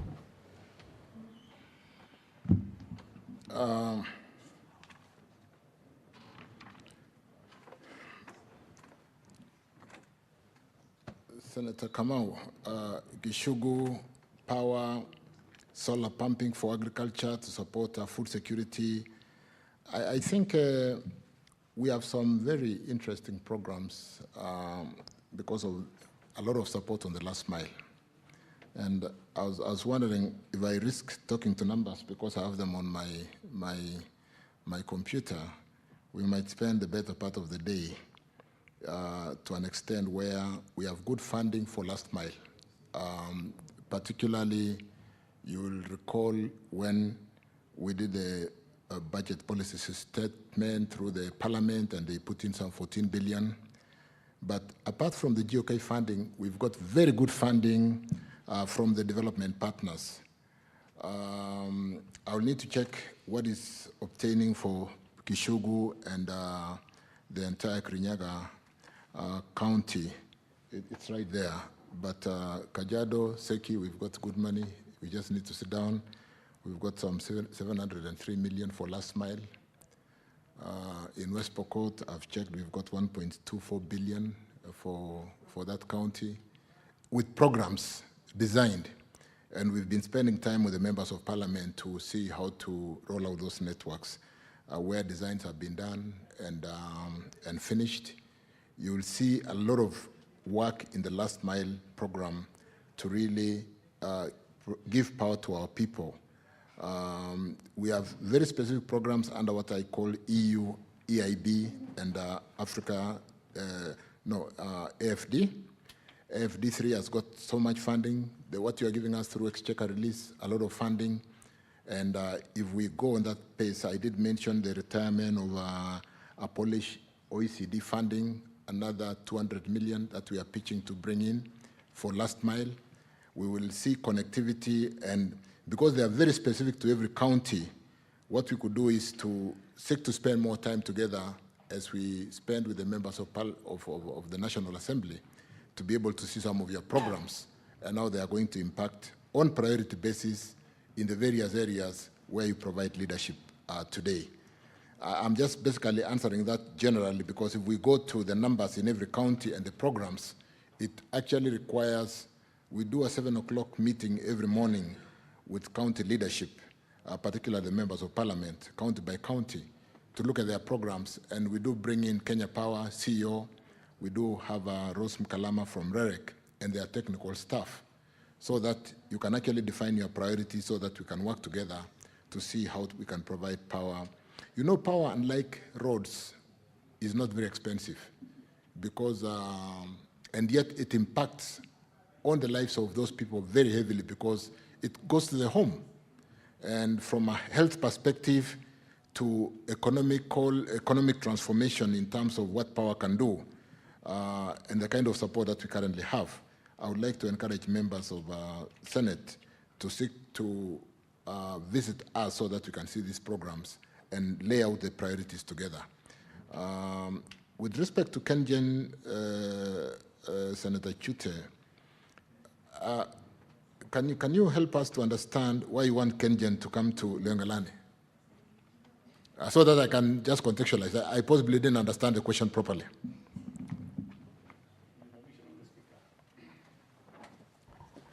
Honorable Speaker, I think you didn't get the question.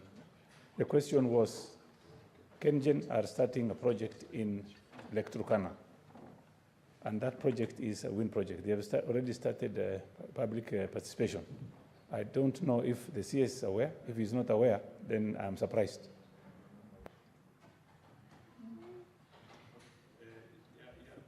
So your question is if the minister is aware of public participation being done in Turkana?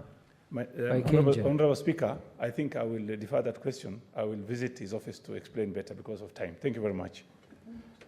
Thank you. Waziri, I don't know if you want to mention anything on that. I'll be very happy, Speaker and Honorable Chirchir, who is we do quite a cup of teas in my office together, to look at that program for KenGen. I do know KenGen is looking at wind concessioning or wind generation out of that county.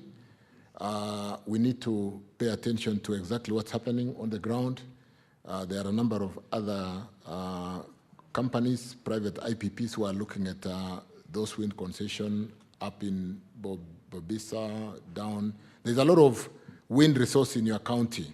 And let's spend time together so that I can understand. And to an extent that we come to the ground to do public participation, we ensure that we carry the leadership along. So let me beg the House to allow me to defer that answer and possibly spend more time with Senator Chirchir. Thank you. Thank you, Waziri.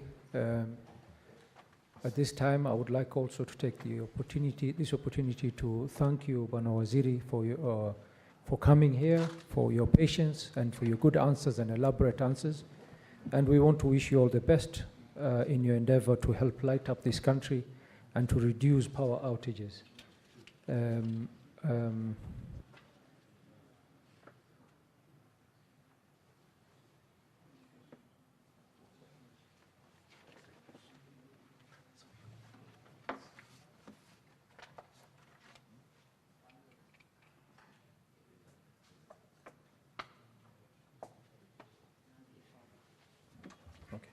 Waziri, you're free to take your leave. Thank you very much. Thank you. The questions that have not been asked to the Minister of Foreign Affairs and the Ministry of Gender shall be deferred.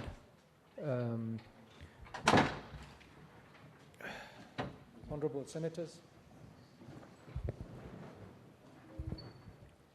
Honorable Senators, having concluded the business for which I extended sitting hours pursuant to Standing Order 34.2a, the Senate stands adjourned until today, Wednesday, 27th March 2024 at 2:30 p.m.